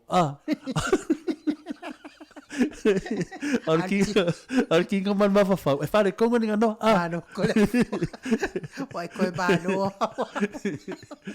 meraria fanong awange kelsiango ngola ngukukulo kelsiango umano mafafau mono koko mono wanganga awange kelsiango fa pe se finga karikange ro papakua ya kan fai ku le yes le ai o ke le manga o yo tricks mo ka fa se le ai fai le tu o ke lo fai le ku mo ke moni ya Yesu vai ku le vai ku ko ke le finga fkange le kau mai ku lau kai ya no e kam fai fa ku mai dalo ane fa pe ona pa u ko kai ngambia ai ku ya ele se ngal venga kai ngal venga kan kaum o la ngal venga o fa makalak ya pa wanga mo ke hanga ya o fa makalak linga no na lo fa tai ia o le pese la lea o le atai na to e mole atoa ia lo faaga mo i latou malava o e fiafia e mafuta mai tatou motuga afa faaleagaga fai foi ua lē tau lau faafogafoga mai tatou motuga afa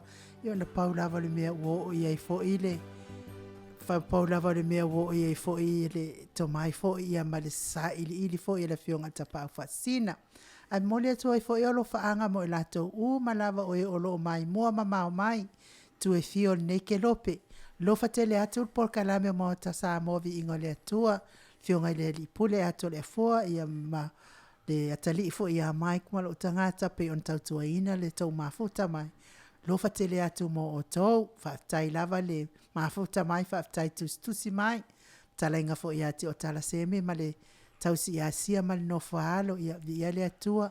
Lava e mawalunga lo na anga lei mo lau tō whaama le tausi ma le ai ngā li. Ia o Amerika fo o Alaska fo ia whei ia lo fatele atu mo o tau uma lava. O New Zealand, o Australia, i tō seitu, ia whaatai mai se mafuta mai Samoa, ia lei tangaloa, ia mai lato uma wale maua fo o tō suafa, ia awa tō silafia lava ma loto ma manganga, ma tō te alo lofa tele mo o tō, pese la lea mo o tō.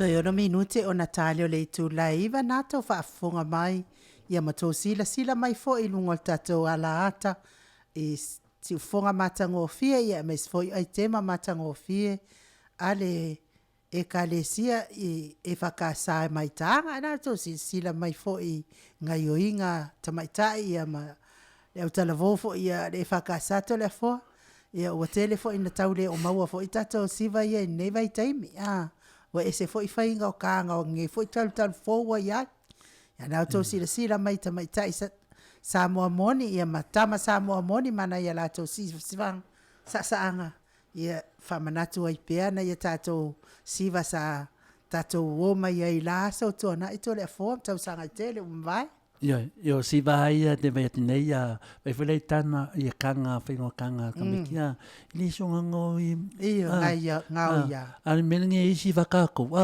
se foi ko Waru e moringa e foi se mi cueva ma cueva en kakangori siaso ai vai siva mange a mesa liku paori o si vai si vai nga ola ko le aso le pu ai o le meka walunga ila ko record na ia ngo mai le ai ol pese po nga usual pese le no foi sala fai ngo fa ko le ai mange ia le sila mai pen ma maru le tunu o ko ia ma ko siva ma o ko ia nga usuala ko ai mena fa ko kale I kanga ia e makaria foi o kau pau ili songa li songa halu solo ima o ko fakai kai foi si vai se ko kau pau ia e wala valonga pa penga foi o malola ta POLOKALAME ngai si va fa kau pau lo le e não si